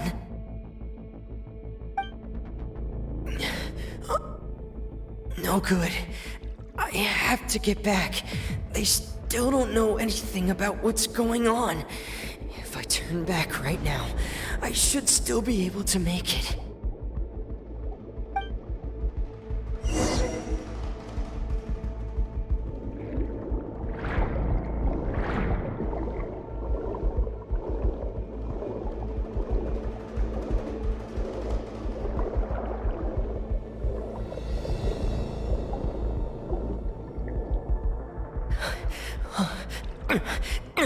I can't die here.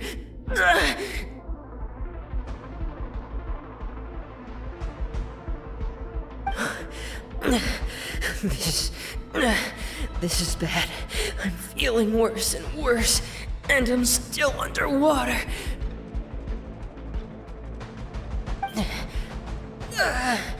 I have to push on.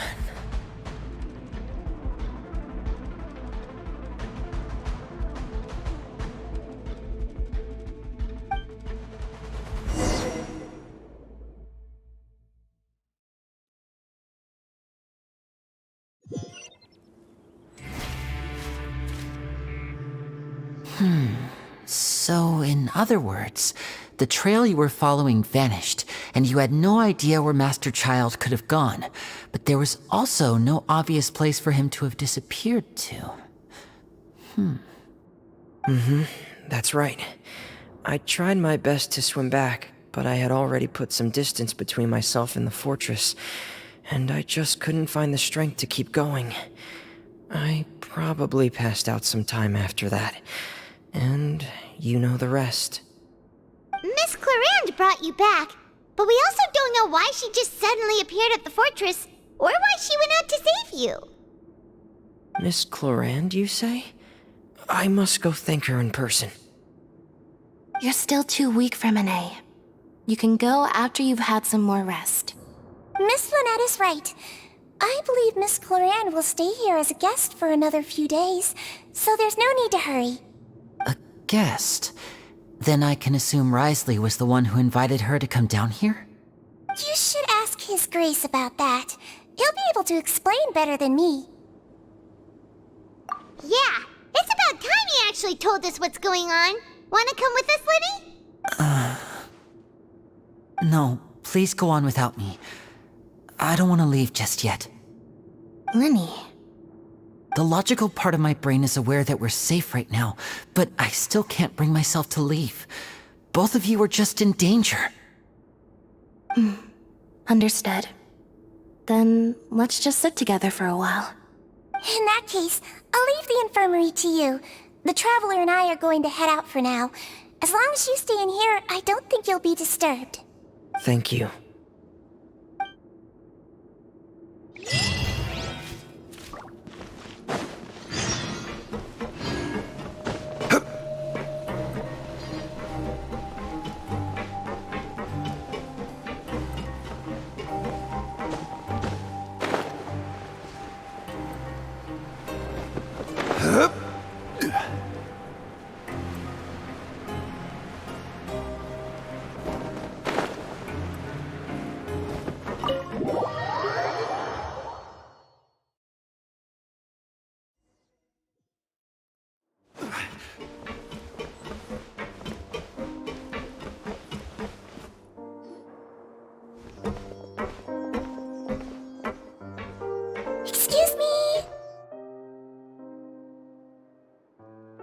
I take it Mr. Fremonet's condition has stabilized? Of course! I wouldn't have left the infirmary otherwise. I've been expecting those two, but might I inquire as to the purpose of your visit, Miss Siegewien? I wanted to check up on Miss Cloran. How are you feeling? Mostly fine, I think. If you don't mind, I'd like to perform another quick physical exam. It'll just take a few minutes. All right. Thank you for looking out for me. I'll take my leave for now, then.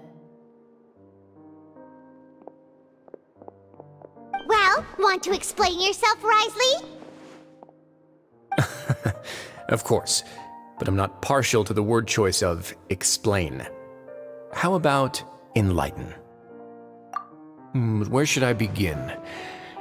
How about you start by asking me any questions you have? You can start with whichever one you'd like to get answered the most. Then Paimon will begin. Did you know about Lenny's goals from the very beginning? No. I just knew they were Fatui operatives sent to the fortress by the Knave. As for their specific goals, I only figured those out as you made progress on your investigation. You managed to monitor and stay ahead of them even though you didn't know what they were trying to do? They came here with ulterior motives. I'm quite adept at discerning what that kind of behavior signals.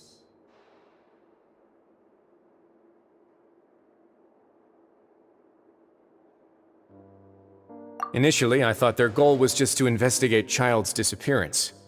Linny suggested that I had deliberately let him escape, but in truth, I didn't really do anything special to help or hinder him while he was here. Everything he did, from finding helpers to leaving this place, he did on his own. Of course, it's inevitable that the Knave would make a big deal out of her fellow Harbinger's unexplained disappearance. I'm also quite curious about where that Harbinger went, so I figured I might as well let the Fatui do their own investigative work. All I care about is the answer. So you were hoping Lenny's group would just do your work for you! You make it sound like that's a bad thing. Unfortunately, things didn't go as planned.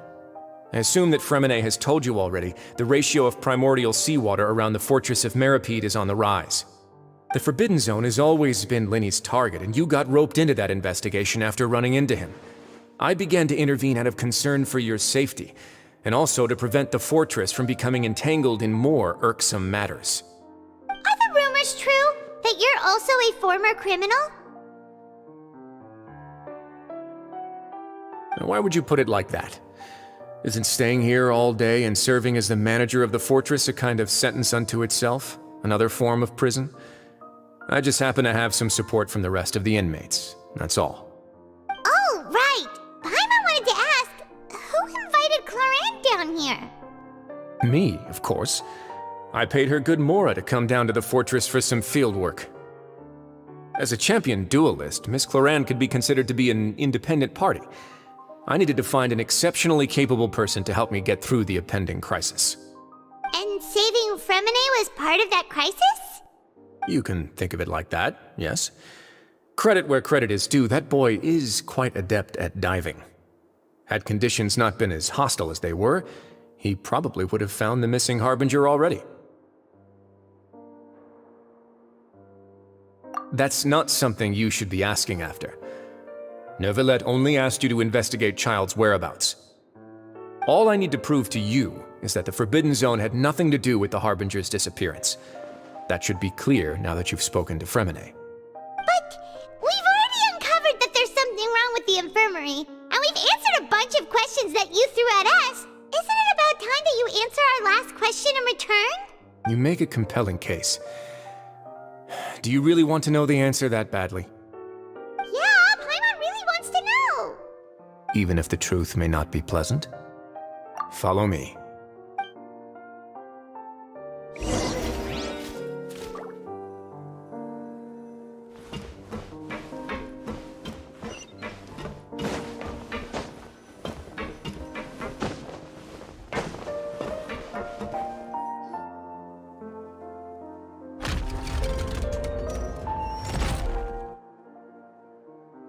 There's a hidden door here?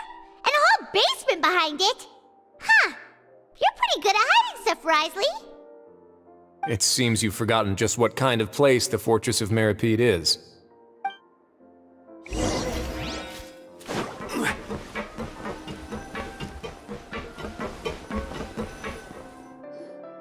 Stand on the central plate.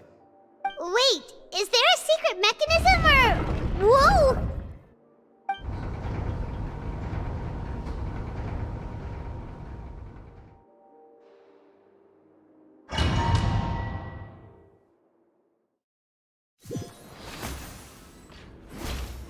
So, this is the Forbidden Zone? Honestly, for a place so well hidden, Paimon sure doesn't see anything special. What a huge door! There are 3 such isolation gates in total. Generally speaking, I'm the only one who's allowed to go inside. Hence the name Forbidden Zone. Am I correct to assume you're going to run on back and tell your little Fatui friends everything?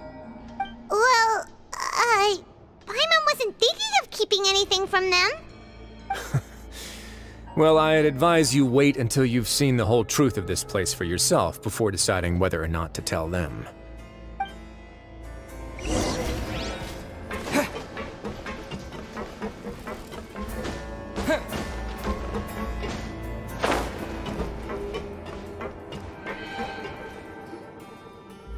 Huh.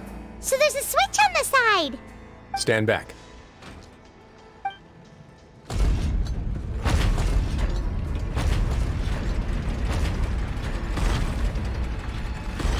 Whoa! They all just went up one by one! Go on, have a look.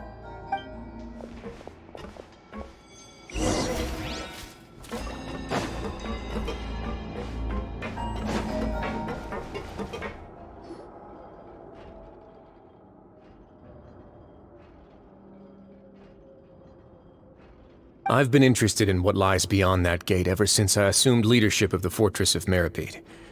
Of course, it would be unwise to recklessly open it, but it'd also be risky and negligent to simply ignore any potential danger that could be behind it. The readings on that dashboard have not budged since the day when I first laid eyes on this place. But over the past year, the needle has crept upwards from its original position, likely because some parameter it's been tracking has changed, if only infinitesimally. Normally, I would have ignored it, but I happened to have some free time when I noticed it, so I investigated. Any guesses what the reading could be tracking? Very reasonable guesses. I've considered both of those as well. Unfortunately, our dashboard is tracking something less ordinary. The temperature should vary with weather and climate changes, so for something that rarely shifts, the water pressure is more likely. We ran a few tests to increase the pressure from the outside, but the readings didn't change at all.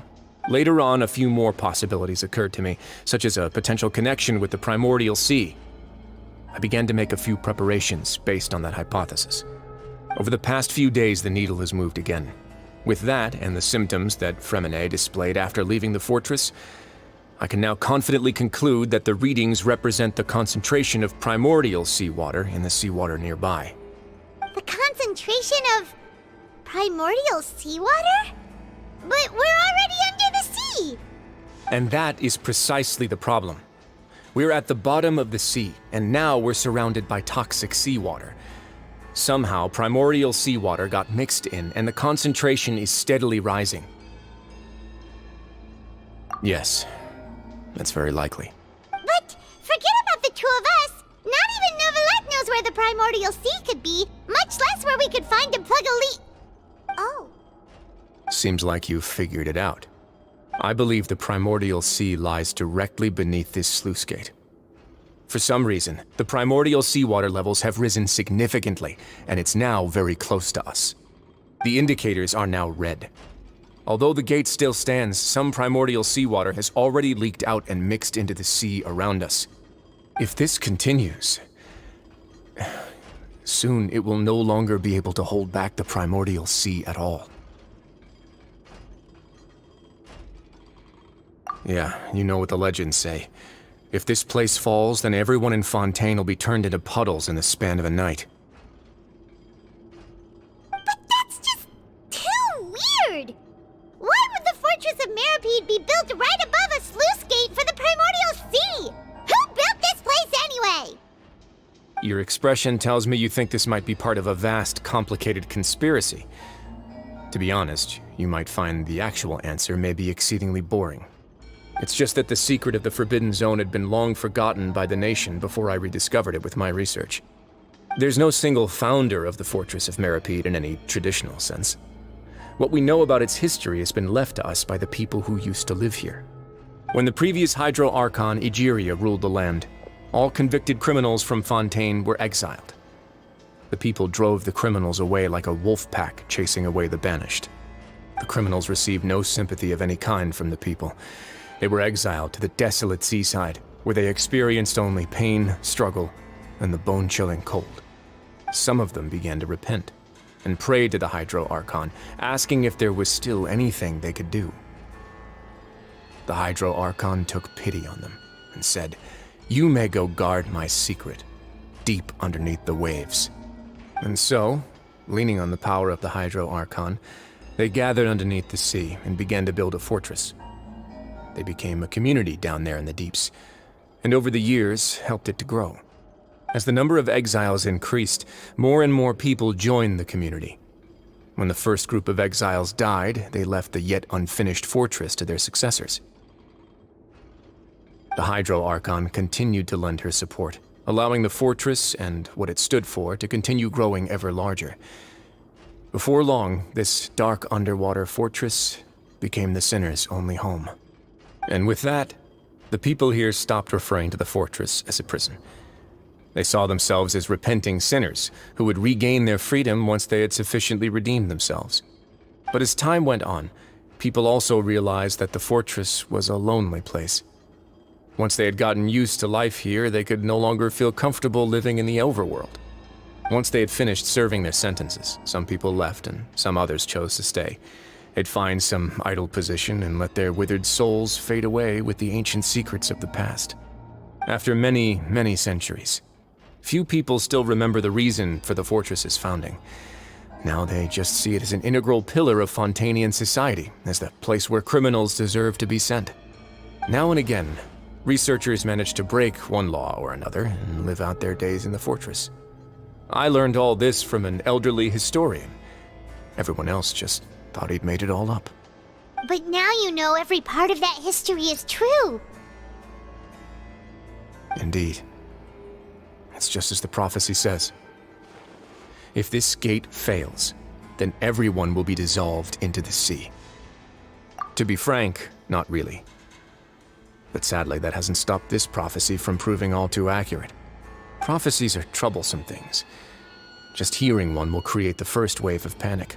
Seeing signs of it will bring about the second, and actually witnessing it in real time, the third. Let's go somewhere else. I want to show you something.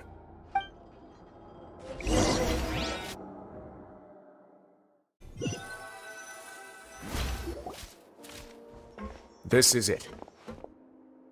Your Grace, perfect timing. The results from our last round of experiments have... Wait, Jurier, he's not alone! Huh?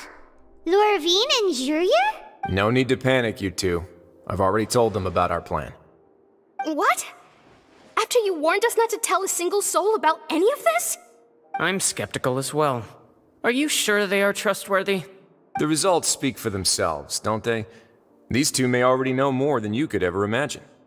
All right then, if Your Grace insists. They seem harmless enough, so I'll trust them for now. Well, how about some reintroductions? This is Jurier, one of the highest-ranked researchers from the Fontaine Research Institute.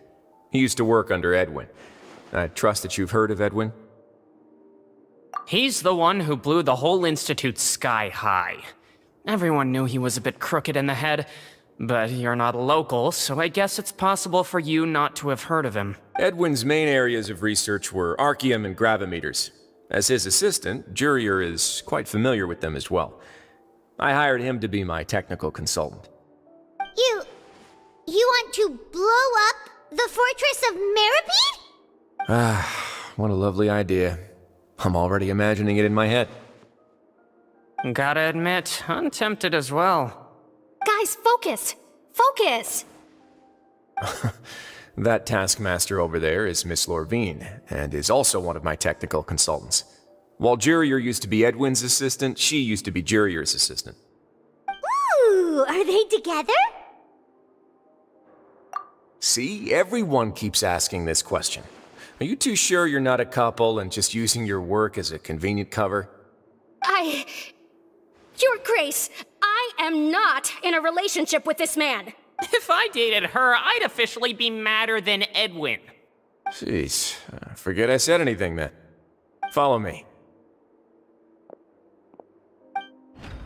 Whoa, there's another door that goes right up.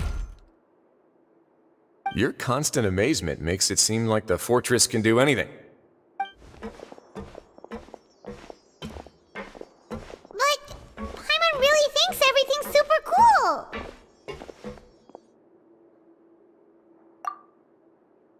Well, let's spice it up a bit. And here you go. What a huge ship! This is also a production zone that Paimon's never seen before. What's going on? How much do you know about Fontanian history? Not much at all. Well, then maybe you haven't heard the story of ancient Lemuria. To give you a quick rundown, Fontaine used to be ruled by the Lemurian dynasty. According to legend, the Lemurian king Remus came to this land after being inspired by divine revelation and found the seer Sibila, who had taken on the form of a golden bee. Taking the golden bee with him and riding on a huge ship, the Fortuna, he created his nation above the surging waves. He called his nation Lemuria and used the Fortuna to incessantly search for new tribes and islands, calling on them to join his empire. There's a ship in this story too? Where there's water, there'll be ships. People believe that hope can always be found at the end of a voyage. Do you believe that too? To a point, I think. As you've already seen, I have a whole factory's worth of labor, materials, and technology at my disposal. Certainly can't hurt to give it a try. So the moment I began to speculate that the primordial sea might lie underneath the gate, I also began this project. Were you inspired by the legendary Fortuna? Maybe. Fontanians need something to hold on to cope with the impending disaster. Were the workers to find out the truth behind this ship, riots would destroy the fortress faster than any catastrophe. As the fortress's administrator, I'd never make such a reckless call. Alright, that's enough talking for now. I'll need another 3 cups of tea to soothe my throat. Do you have any other questions? Seems like you're good. Come on, I'll take you back.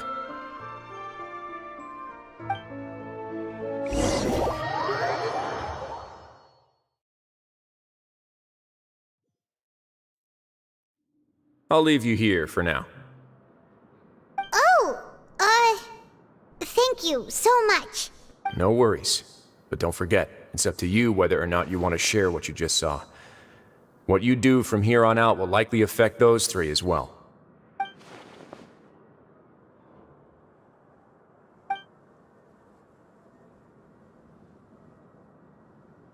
Yeah, we'll put a lot of thought into it for sure. Great. I look forward to what happens next.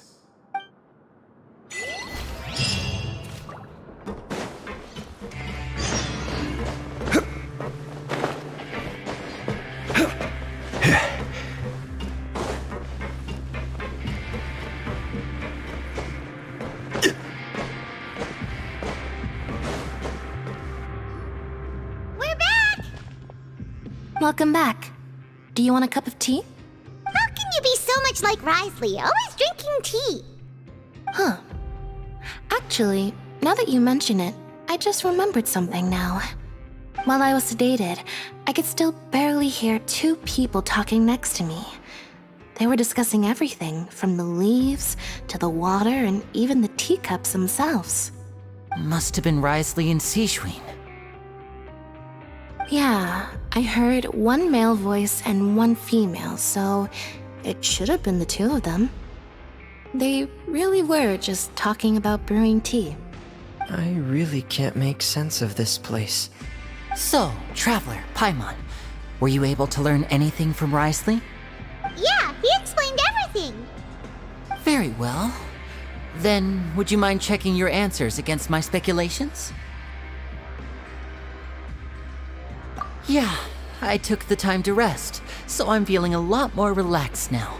Nobody else is around, and Miss Sijuin is also busy with something or other. So let's just talk here. All right, then I'll posit my theories. I asked myself 3 questions. Firstly, why was Fremine affected by the primordial seawater? It was because he dove into the sea. My theory is, the long-lost primordial sea is probably very close to the fortress of Mirapede. Ooh, he's good. He got that right on the first try. That's our Linny. Secondly, Wriothesley's attitude changed dramatically during the course of our stay here. He ignored us completely at first, then suddenly roadblocked us. I spent quite a long time thinking about this. If he has been monitoring the Fatui since the very beginning, he probably ignored us at first because he was hoping we could find Master Child for him. What's more, the Fortress of Mirapede is not part of Fontaine's court system, nor does it report to Udex Nervulet. Wriothesley is basically the king of a no-man's land.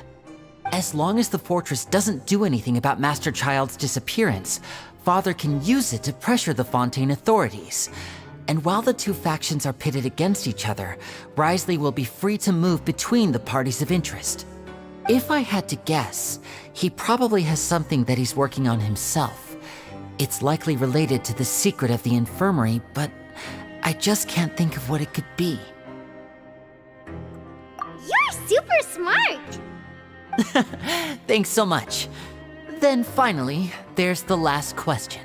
If Wriothesley does have a plan, what could it be? All I know for now is that his plan probably has something to do with the changing nature of the seawater. He's even gotten Cloran to help him out. That can't be the full extent of what he's doing. There's probably a secret passageway behind the block in the infirmary, and there's something big in the fortress that most people here never get to see. He has a bargaining chip, and it could be important enough for Father to deal with him directly. I don't have enough information, so I have no idea what his chip might be. But let me guess. You have the last piece of the puzzle.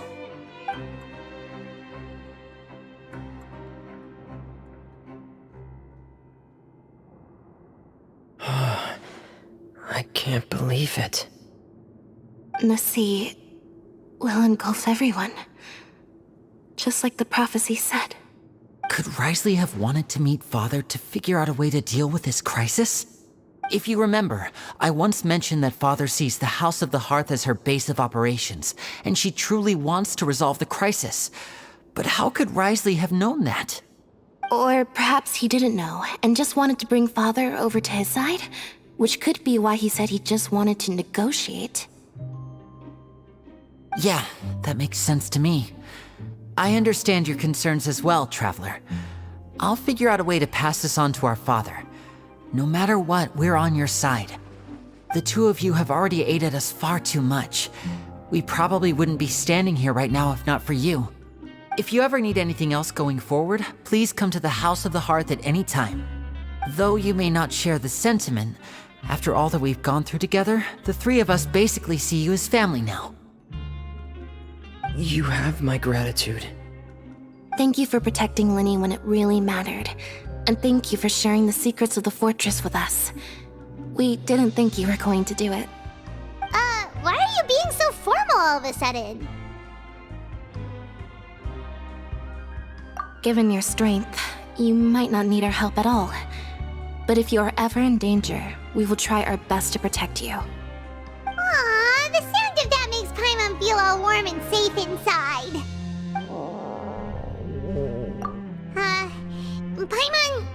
Paimon's hungry. Oh, you've done so much already. Go get some food. Alright, then we'll catch you guys another time.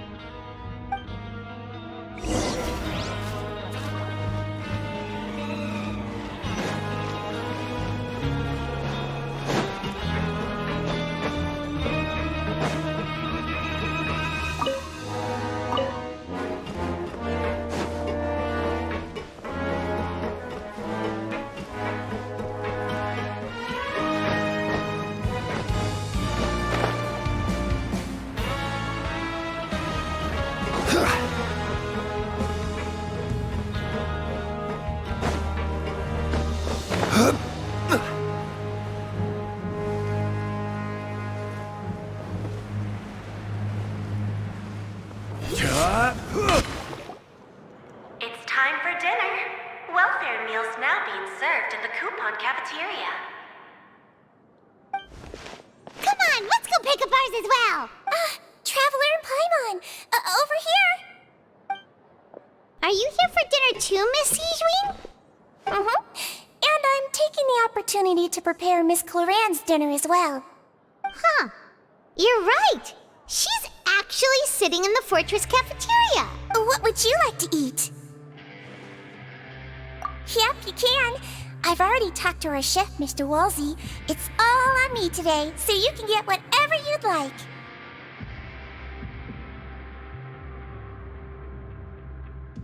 Me too! Don't forget Paimon! No problem. Just leave it to me.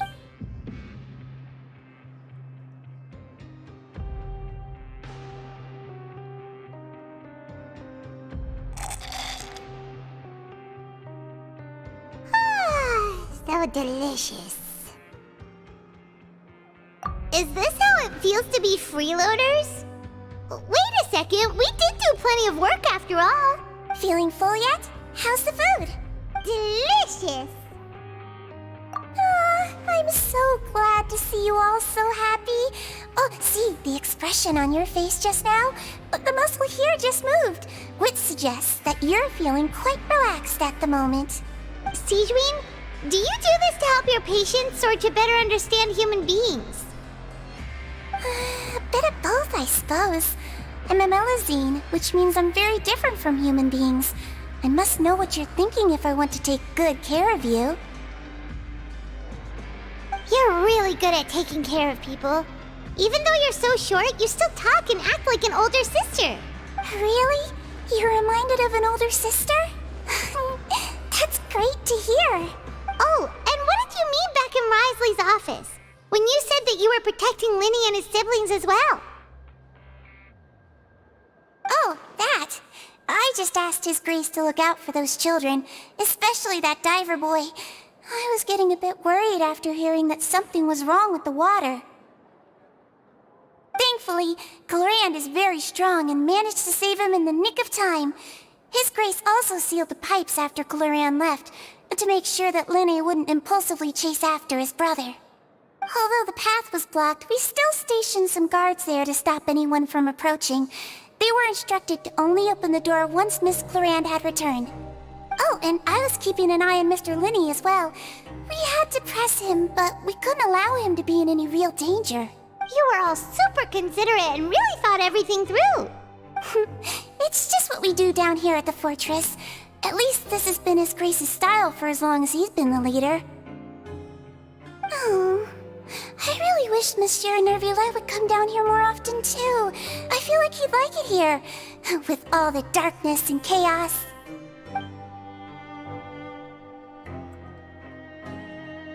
Get a good night's rest, you two. You both worked very hard.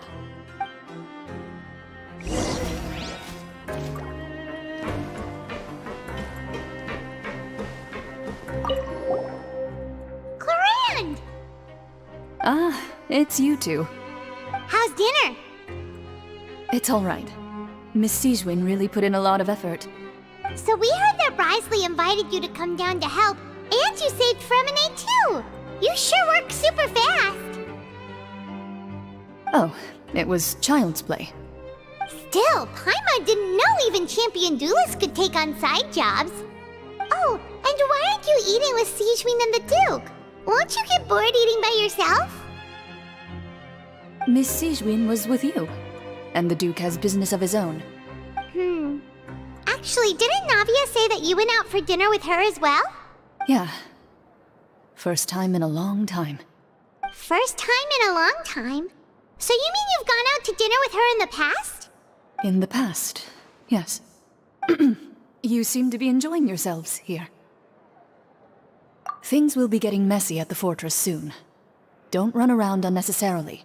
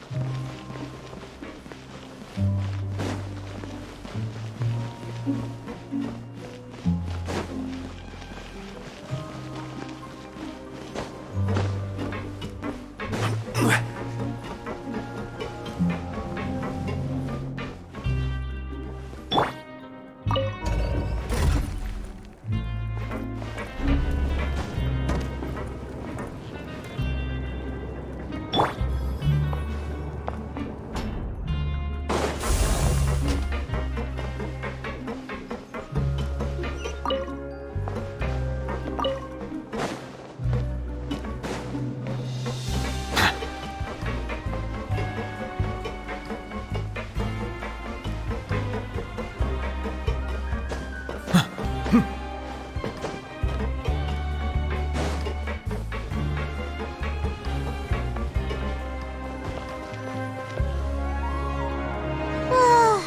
much has happened. Paimon just feels absolutely exhausted now that she's finally relaxed. Paimon's super sleepy. Are you sleepy too?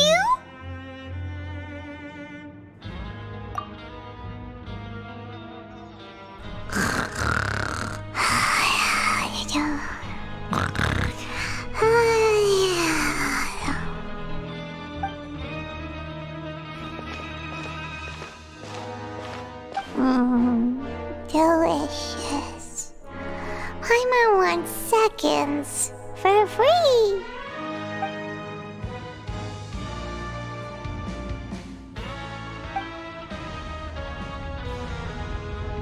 Out of my way!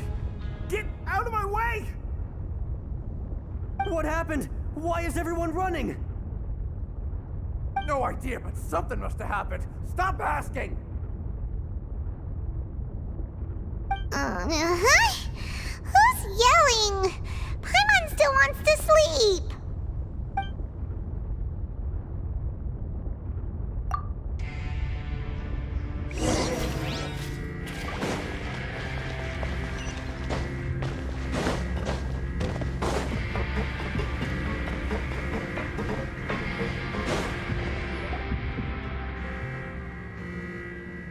What happened?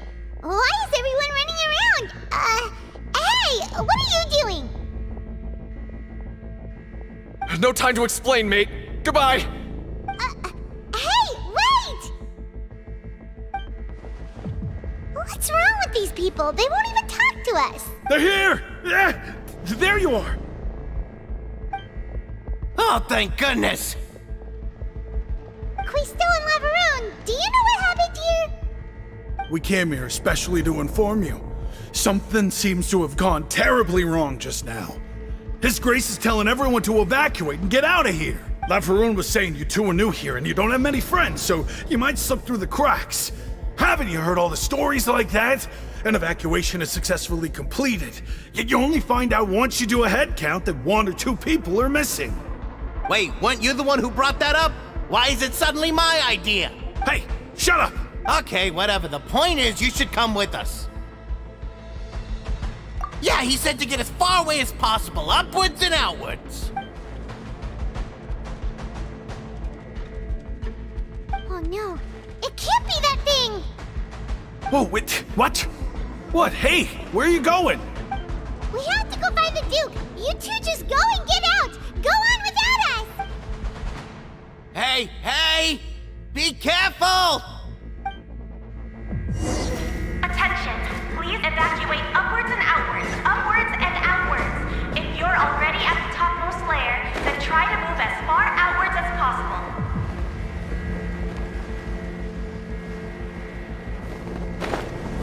Attention!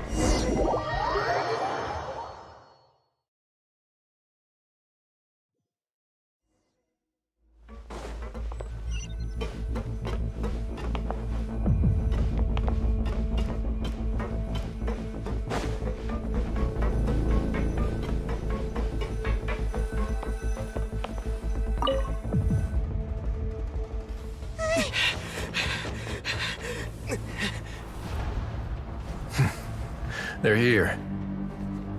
Just like I said. What happened?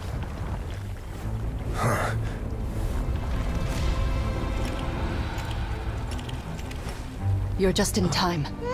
But be ready to run.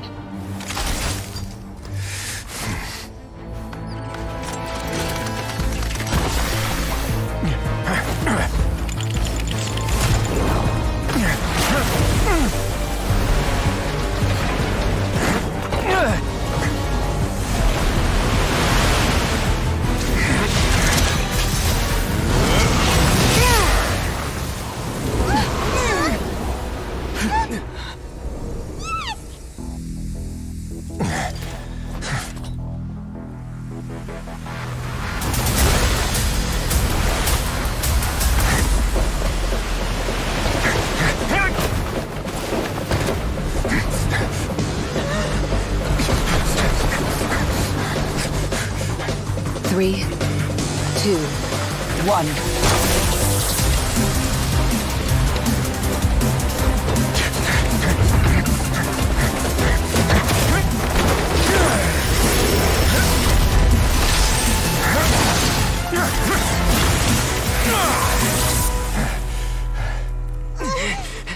This won't hold it for long. Find Neuvillette. Tell him the defenses are about to collapse. Then what will happen to you? Until he arrives, we're the last line of defense.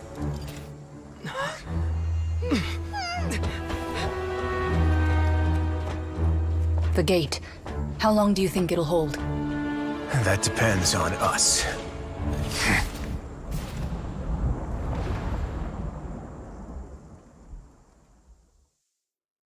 Water comes in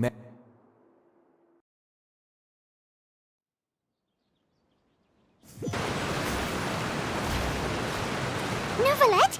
Why are you here? Traveler, I need you to head to the Opera House immediately. Farina will soon be meeting with the knave there.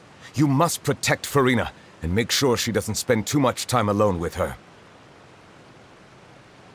Will do. You have my sincerest gratitude.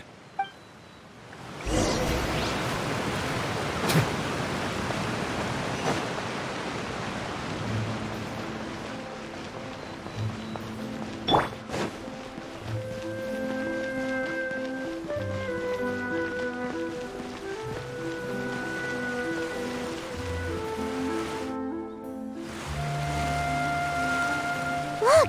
There are a ton of Fatui and Palais Mermonia people over there! The knave is probably here already. Ooh. Are you two the Traveler and Paimon? Monsieur Neuvillette has left instructions. Please follow me. Though I'm sure he's already explained, this should be a mostly cordial conversation, unlikely to give rise to violence. But it would be most appreciated if you could protect Lady Farina to the best of your abilities.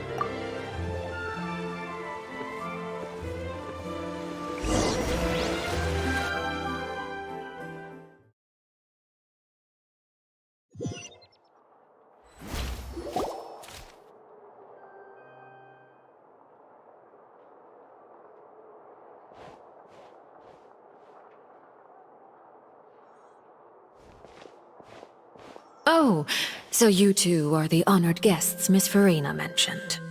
Of course, of course! How could they not attend a meeting such as this? I must always have 2 or more guests at my dessert table. Otherwise, the occasion would be too lonely and unbecoming of my station. It is my pleasure to make your acquaintance, traveler. I have heard much of your accomplishments. I am the Knave, one of the 11 Fatui Harbingers.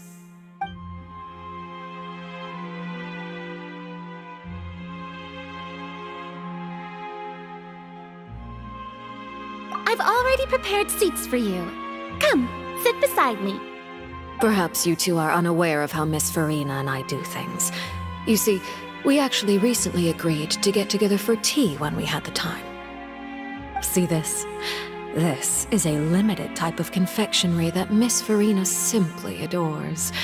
There are only 16 slices sold every day. Here, why don't you and Paimon have a taste?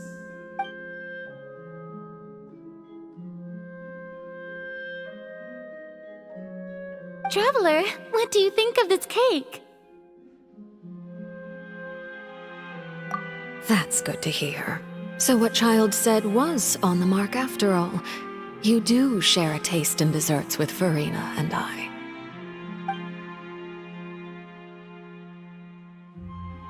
I wonder how he's doing nowadays. You must have heard, right? He's suddenly gone missing. I'm really worried about his safety, you know. Here's to hoping that he's an excellent swimmer. Since we're talking about him, I feel like I should add something. His martial prowess really looked certainly pretty impressive, yeah.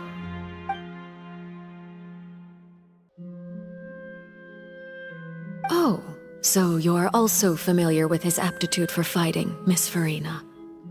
Oh, right. I almost forgot. Child was subdued by Iudex Neuvillette right in front of you. Against ordinary people, my colleague would never be on the back foot. But alas, he just never imagined he'd run into such a person. I must express my admiration for Monsieur Neuvillette. Coming from you, that's not surprising at all. But I thought you would be happier to hear the news. Of course, but it's still a bit of a shame. You see, I would have been far happier had I received this news somewhat earlier. As you well know, a long time has passed since Child disappeared. Well, in any case, there's no need to worry. We know for sure that Child is still alive. Oh, and just how do you know that? Because we found evidence that proved he left the Fortress of Meripede. And where did he go after leaving the fortress? Well... The Fortress of Meripede lies deep beneath the waves. Unless he pranced right out of the main gate, he must have had to swim for it. Do you have any proof that he surfaced safely?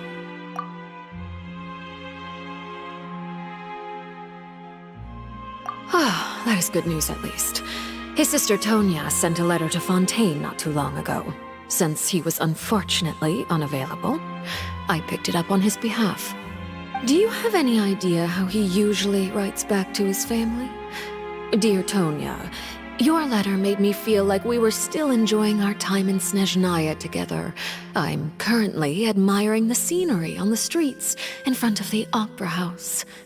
Is it something like that?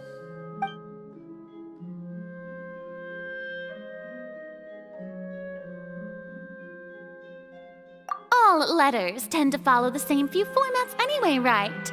As long as the contents are accurate, it doesn't matter so much how it's written or how it's worded.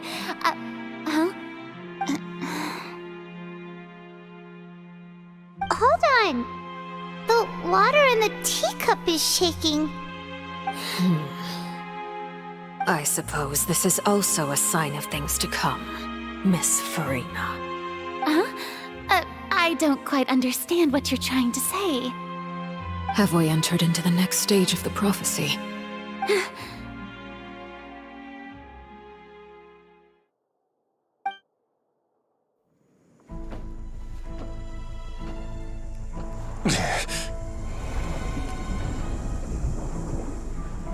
My thanks to you both. I will take it from here.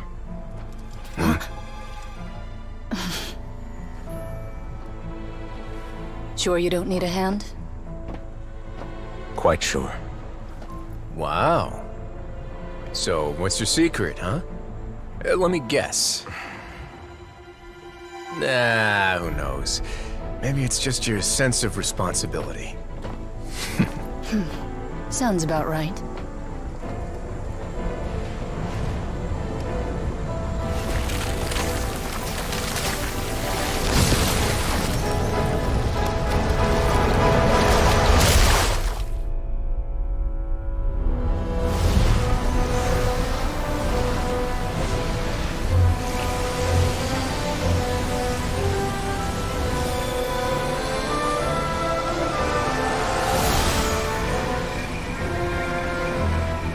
Day may come when the prophecy is fulfilled and the waters burst forth.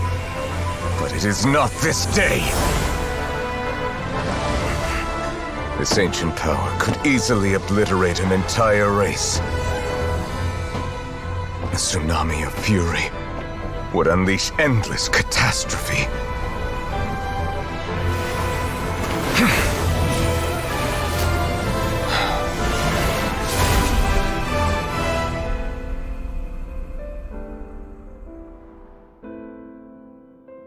This sentence is too severe. Forgive me for overruling it.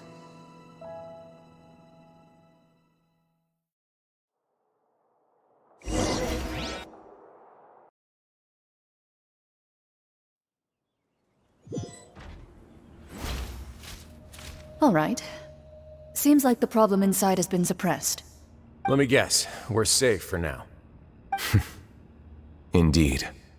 But only for now. I win this bet. You owe me a present. Very well. It was indeed just as you said. You made a bet? We made a bet on the size of your entourage. Cloran thought you wouldn't come down by yourself. I figured you would have at least brought a few people along for appearance's sake. It appears I underestimated just how confidential the mission was. Shouldn't you have gotten used to confidential missions by now? That's just how the courts operate. So what gift must the loser give? Tea?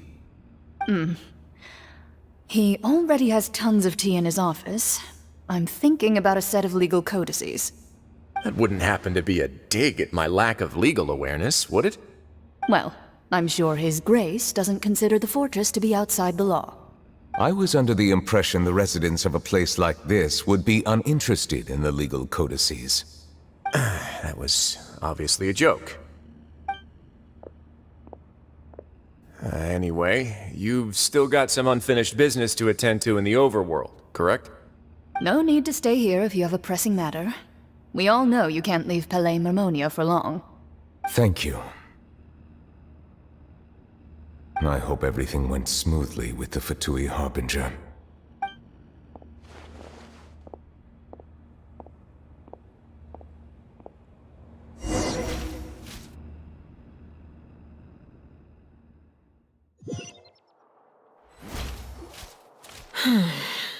I must say, we've spent long enough playing house.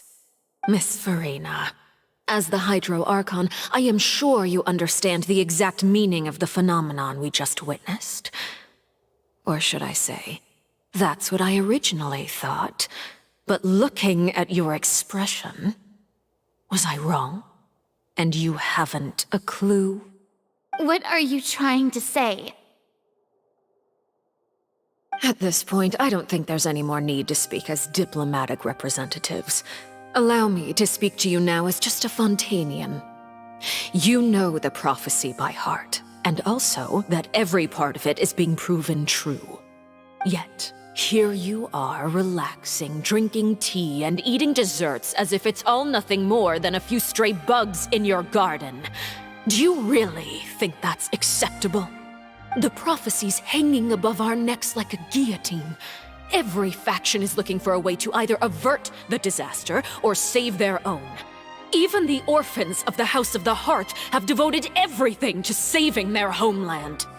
But you? It beggars belief just how nonchalant and carefree you have been. From the very beginning, you, the god Focalor, you have utterly failed to take action. You're wrong. I've never ignored the prophecy, nor have I just been passing the time in self-indulgence.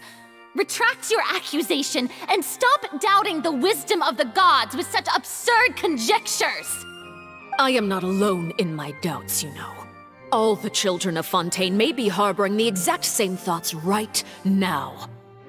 Oh, great Hydro Archon. How are you going to save them? Save us? How are the people you've sworn to protect supposed to survive in a land that will soon disappear beneath the waves? I have my ways, and I've been working on them for all this time. Even if you look down upon me, you have no right to judge me. Fontaine will be saved. Even if I still cannot see the true future right now, as long as I continue on as I am, I will be able to hold my head up high!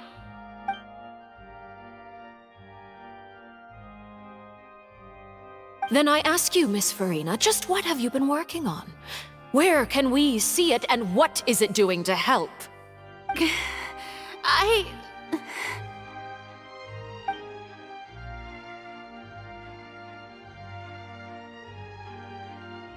My machinations are just like the prophecy itself. They will only reveal themselves at the fated time. It is just that beings like yourselves are unable to perceive them as of yet. I see. As a god, the proof of your labor always lies beyond prying mortal eyes. Allow me to be so bold as to ask another way.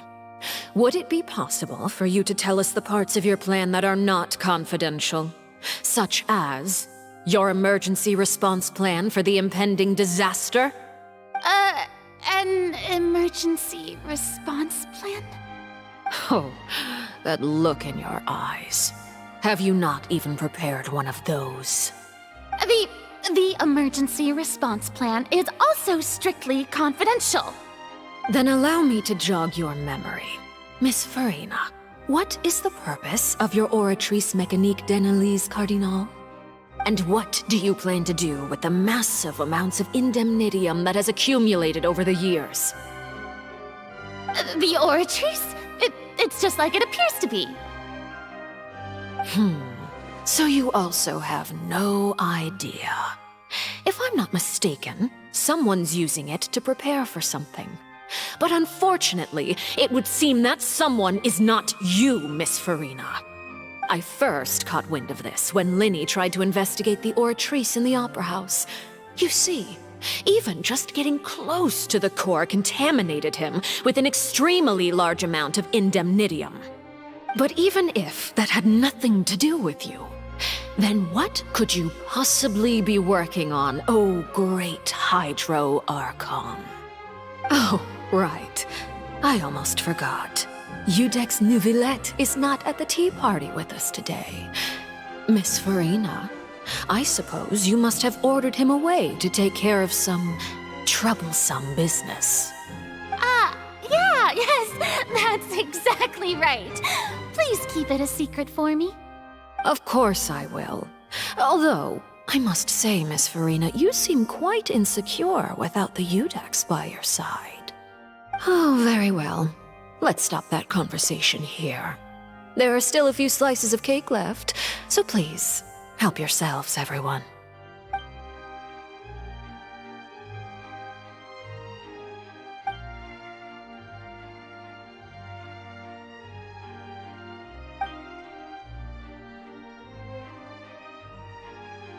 Traveler, I heard that you were recently commissioned to handle a few matters on behalf of the Udex. Why don't you take an extra slice of cake? Those who work hard deserve gratitude and praise. You too, Paimon. Thank you. Paimon will take you up on that offer.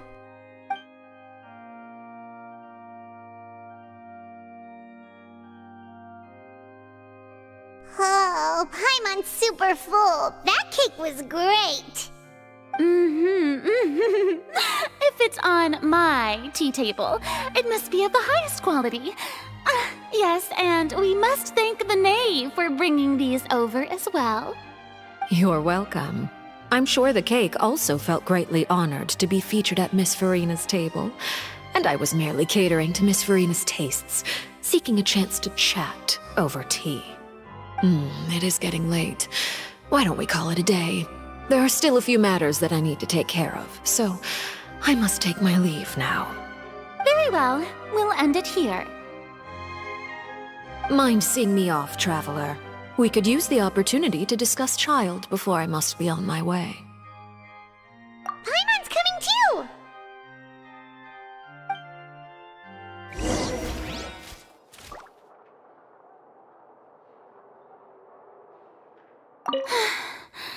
The tea party turned out to be even more difficult than I'd imagined. Why are you looking at me like that? Is something the matter? If there's nothing urgent, then I shall be retiring for now.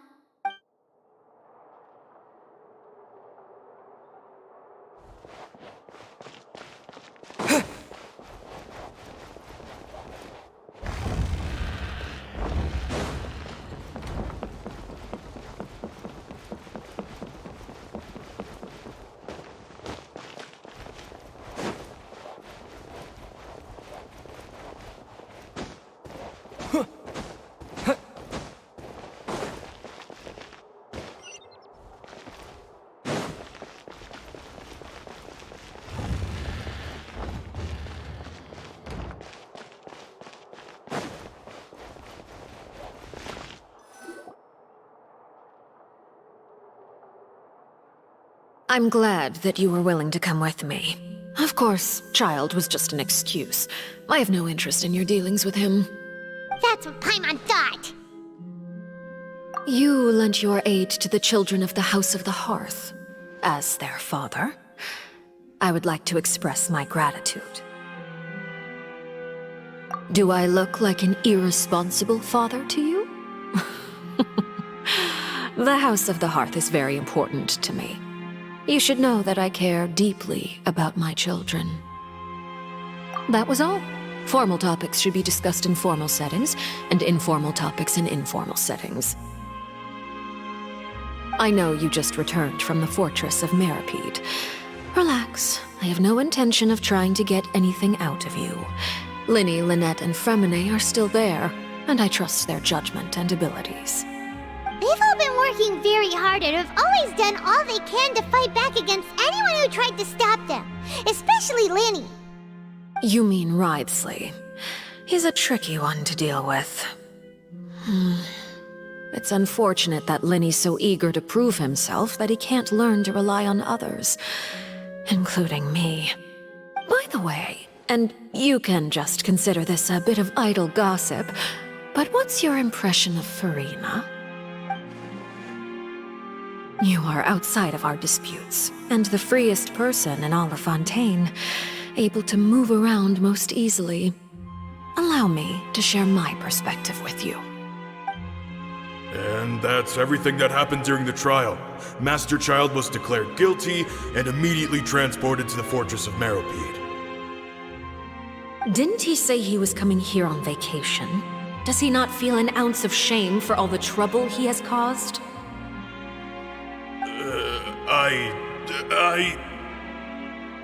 Forget it. He did give us an opportunity. I will be meeting someone shortly. Do you require help with any preparations? No need. I will take care of it myself. I need to meet with Furina, the Hydro Archon. She is at the heart of Fontaine. But what's fascinating about her is that she often seems more like a celebrity than a working Archon. Oh? Come over here, you little critter, you!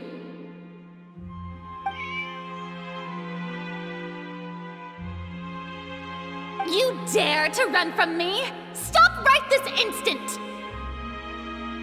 My goal is just to discover the location of the Gnosis. But I didn't expect the chance to approach Furina to be handed to me on a silver platter. This is so easy, it's actually making me a bit suspicious. Anything left unguarded is usually just bait. But no one will blame someone for taking the bait. After all, from the moment it was attached to the hook, the bait is meant to be sacrificed. It's just as I guessed in the second before I struck. The Hydronosis is not currently held by the Archon. In fact, this Archon doesn't seem like a god at all. And I sense that she's under some kind of curse. Who are you? And what are you trying to do? Please don't kill me! I'm begging you, please! The fear in her pupils is genuine, so perhaps she's not bait after all. Either way, targeting her has lost all meaning. I left the scene with ease. Nobody came looking for me, and nobody could serve as a witness to my near assassination of Focalor. I suspect even Furina dares not mention this incident to anyone. Not long after, my informants confirmed what I had guessed. After returning to her quarters, Furina quietly cried alone. She was so scared that she could not sleep that night, nor could she even bring herself to eat her cake. There's no doubt that there's something wrong with her.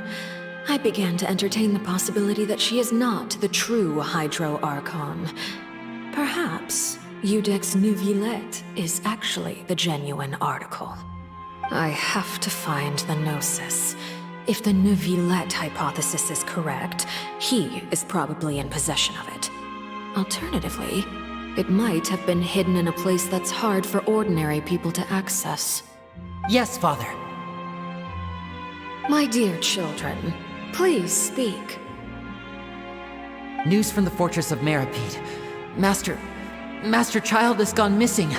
On top of that, the contacts and guards we bribed at the fortress have all gone quiet as well. Probably the handiwork of that Ridesley. I'm afraid so. This is a good opportunity. The value of a Harbinger is much higher than most would imagine. We now have an excuse to exert diplomatic pressure on the Fontaine authorities. Set up a meeting for me.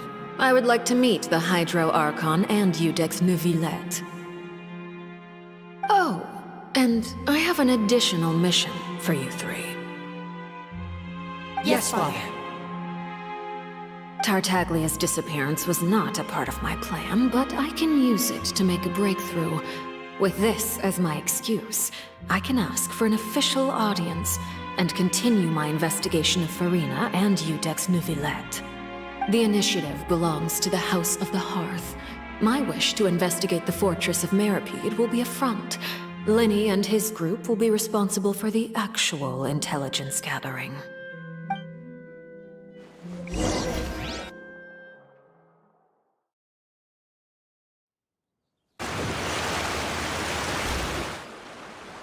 You should know the rest. Linny's group is quite close to you, so they wouldn't have hidden anything from you. You attacked the Hydro Archon? It wouldn't mean anything, even if you shouted it from the rooftops. After all, even Farina herself is still pretending that nothing of that sort ever happened. Alright then. I've now had 2 chances to enjoy tea with Farina. I have to say, the leadership of Fontaine is even more inscrutable than I had imagined. I once surmised that Iudex Neuvillette must be the Hydro Archon, but now, that doesn't seem right to me either. I am a servant of Her Majesty the Tsaritsa. Over my years of service, I've learned how a real Archon conducts and carries themselves. Whether Iudex Neuvillette or Farina, neither fits the bill. It's hard to imagine either of them as the Archon. Of course, that is all just how I feel. Gut feelings often do not require justification. It is, however, quite amusing to me that after all my years working in intelligence gathering, I've come to realize I am at a complete loss regarding the identity of the god of the land of my birth. Don't you think Fontaine is quite intriguing? A catastrophe looms, yet many secrets have yet to rise to the surface. It looks like Fontainians will have no choice but to save themselves. Ultimately, though, one must survive in order to do anything else. Should the need arise, I would be happy to cooperate with you. You don't need to commit to anything right now, of course. I have a feeling that the situation will continue to evolve, and as your name is often connected with noble deeds, I'm sure we will work together someday.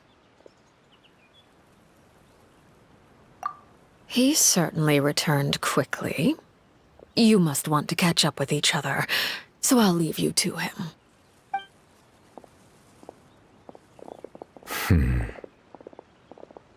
Neuvillette, is it over? For now, yes. But this issue will prove quite thorny in the long term. I am concerned that sooner or later the prophesized events will occur. Thank you for protecting Farina.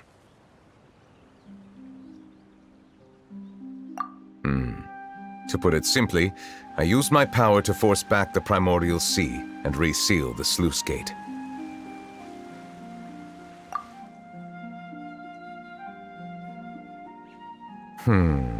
So as expected, the knave has turned up the pressure on Farina. She's trying to feel her out, though I'm still unsure as to her motives. Permission granted. Whoa. It can't be that you're the real Hydro Archon, right? But that's just a speculation on our part, though. You can't tell us? Then that's okay. We can talk about something else. We won't try to force you. You guys in Fontaine are super strange. If by the phrase, you guys, you are referring to Farina and I, then although I'm not sure just what you are trying to imply, I must clarify that I do not share her positions on a multitude of topics. I believe so. The fortress has a long and complex history. It has seen much grief and suffering. And now, another catastrophe will soon be upon us. I mourn this turn of events. Huh? Why is it raining all of a sudden?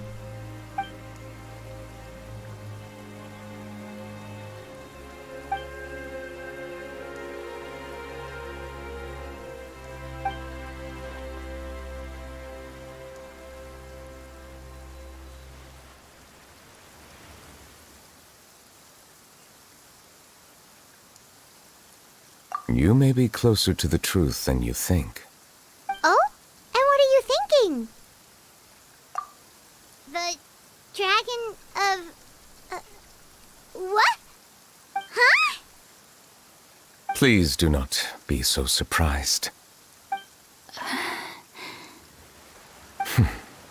Farina?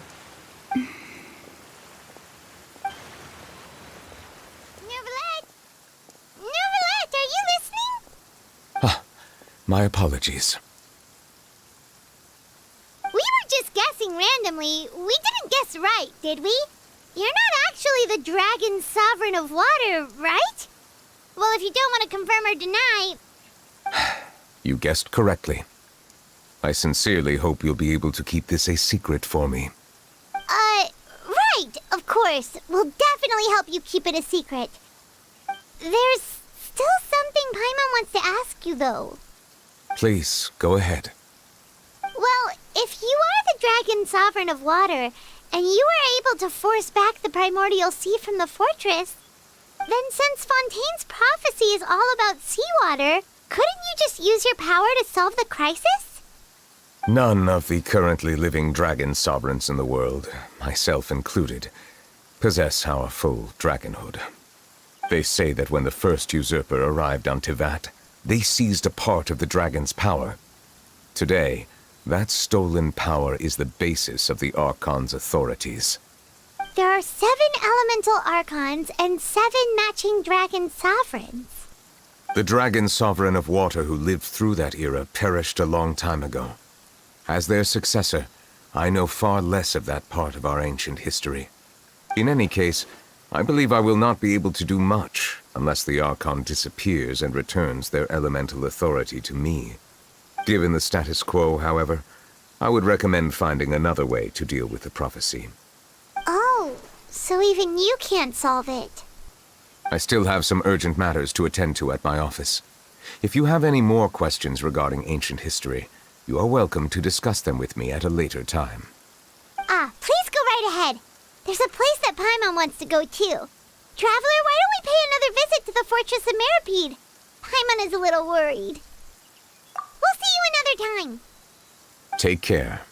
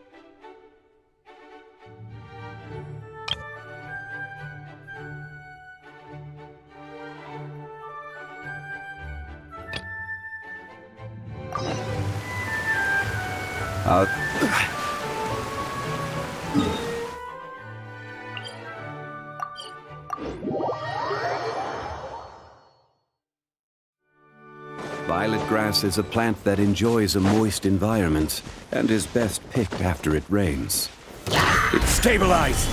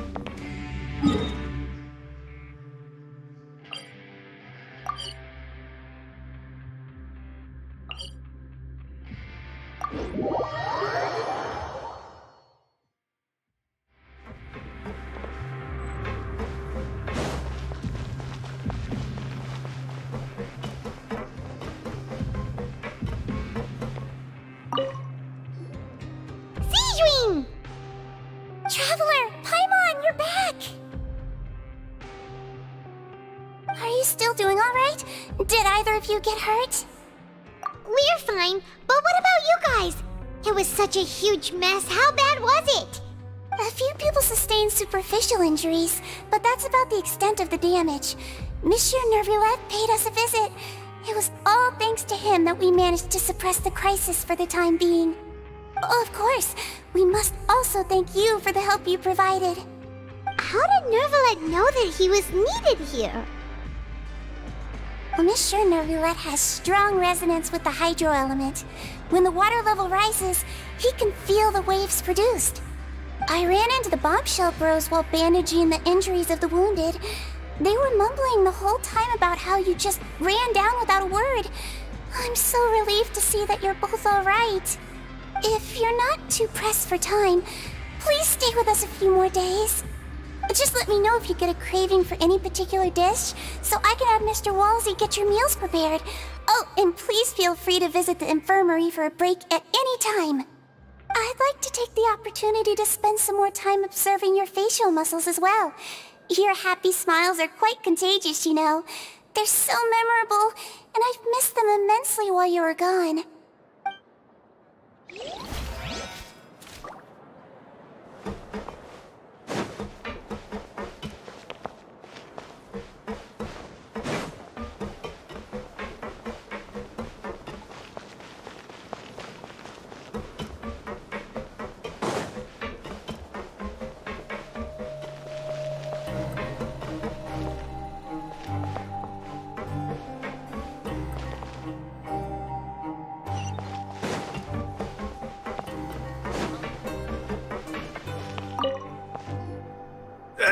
You guys are back? Crystal! Macaroon! You guys didn't get caught and thrown back down here, right? Huh? No, not at all. And here I thought you'd managed to escape from jail during all the commotion.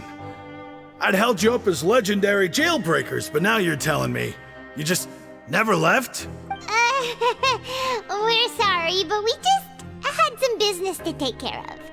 All right. There's no need to get caught up in the details. We're just relieved to see you. He was super worried about you, you know. Hey, it wasn't just me. Weren't you super worried as well? Something like that, yeah. I was also transferred to work in the kitchen a few days ago. I can still hear Quisto mumbling to the carrots. Are those two all right? Do you think they made it out alive? Whenever he'd say that, I'd tell him I'm sure they're fine. Wherever they are, they're kicking back with drinks in hand, enjoying the lovely scenery. Hey, there's nothing wrong with worrying about your prison pals. Is there? I mean, considering how they always love listening to all my gossip. These two. They sure are a lot warmer and friendlier than when Paimon first met them. Oh, well, if you say so. I'll be watching you to make sure you finish every last bite.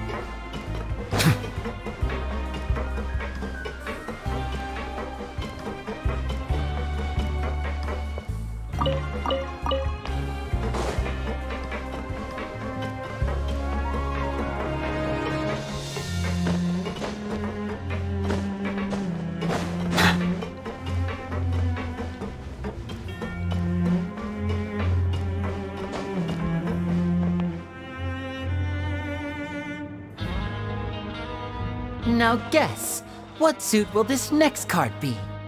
A bare-teeth cat? Well, look who it is. Traveler, Paimon. Hello, everyone. Looks like you're recovering nicely from it, eh? Mm-hmm.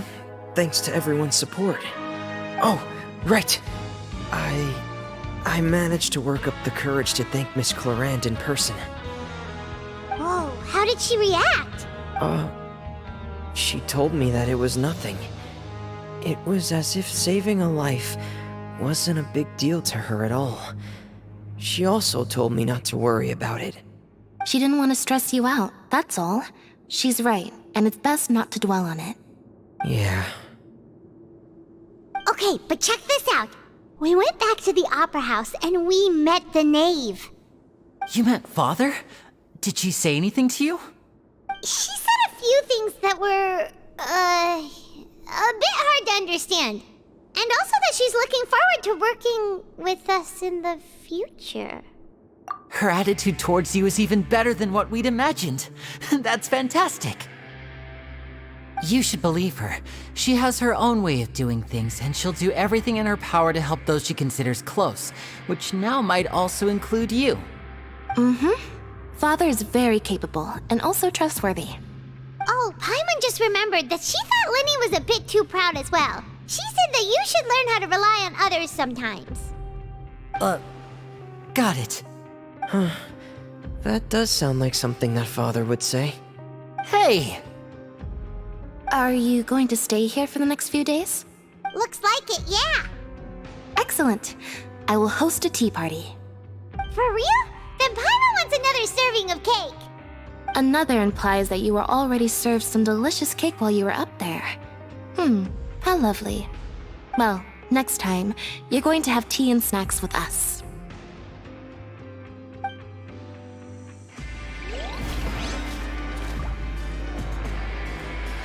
We should start preparing that tea party. Oh, that's a great idea. I'm all for it. I'll help you set it up.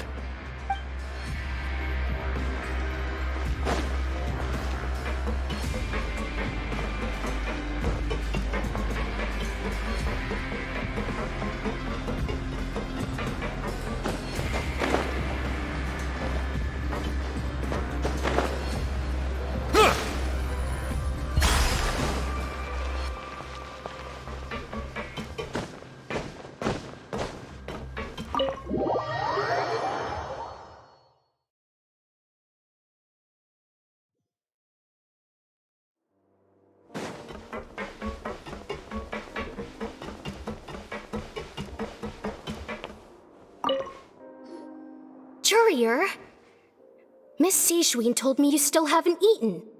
Yeah, I was working on something, so I forgot. That's no excuse for... Huh? It's you two. Courier, Lurvine, we're back! Hello there. It's been quite the mess here recently. How have you been? And you? Are you still taking the secret passageway from the infirmary to work on the ship? Yep. That is still top secret, though, so don't say a word to anyone. It can be a bit annoying when there are lots of people in the infirmary, but I still prefer taking that route over the one from the Duke's office. I mean, the infirmary does make it easier for you to slack off. Oh yeah?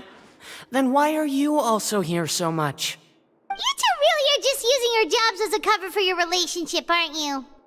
Not at all!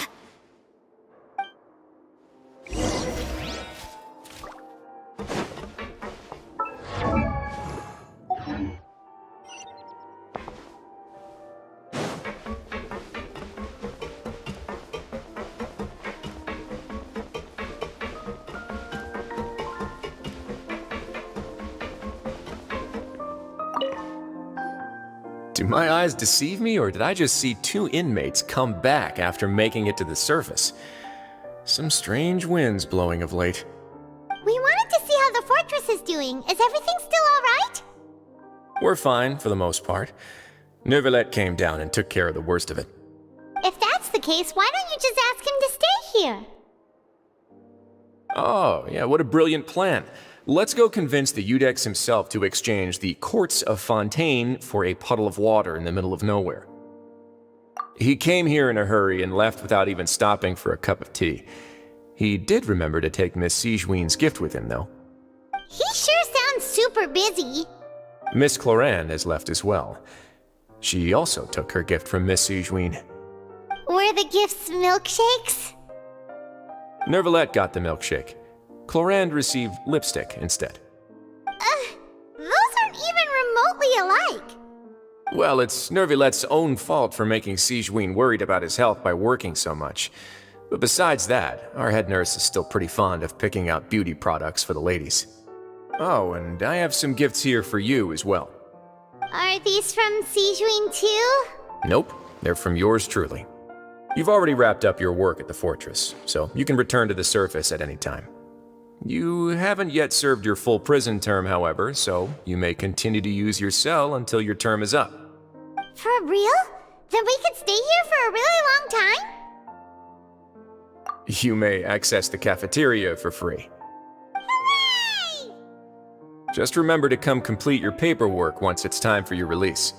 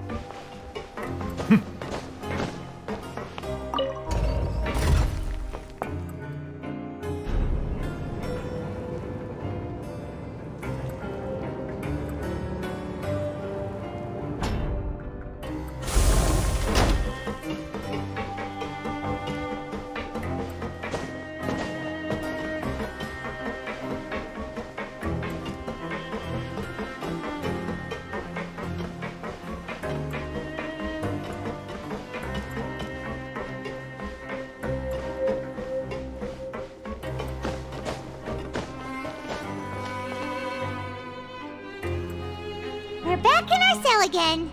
We're no longer prisoners, though, so it really doesn't feel the same. Sure feels that way.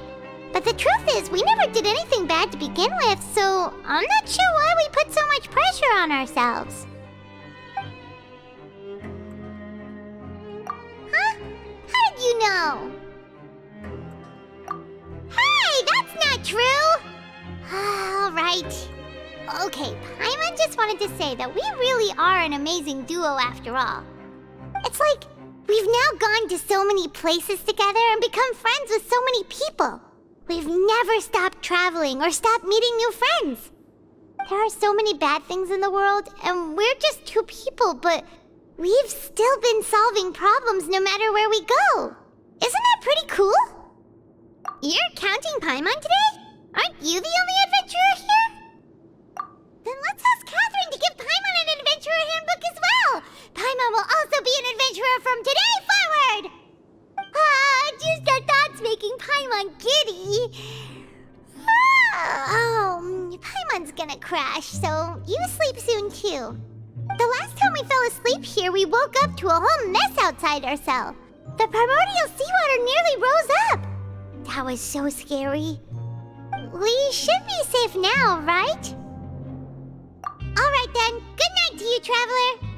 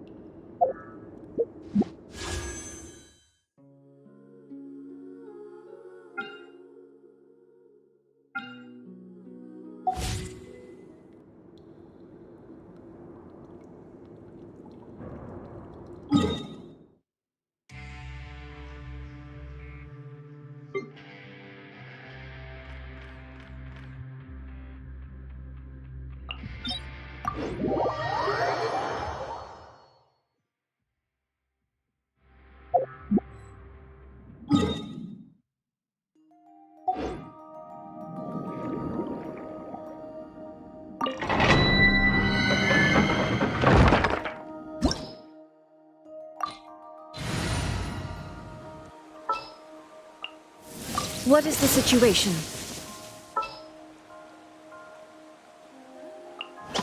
Gonna be epic!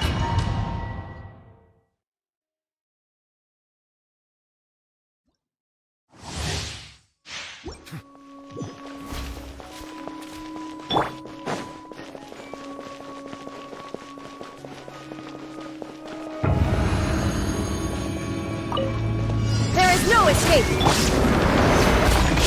This is order! Let's light it up!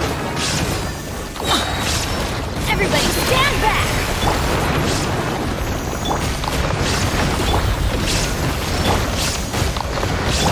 Be sanctified. Such justice is blindsided. Gather!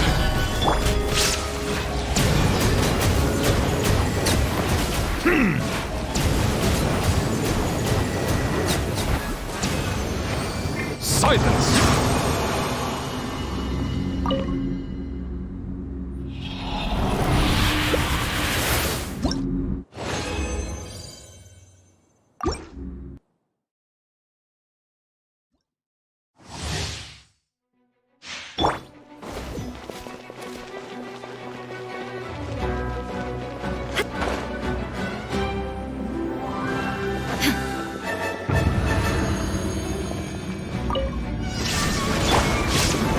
Solidify! I will have order! Settle down!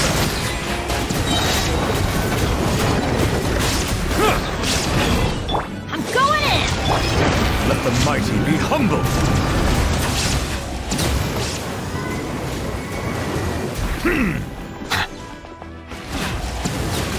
Bow your head.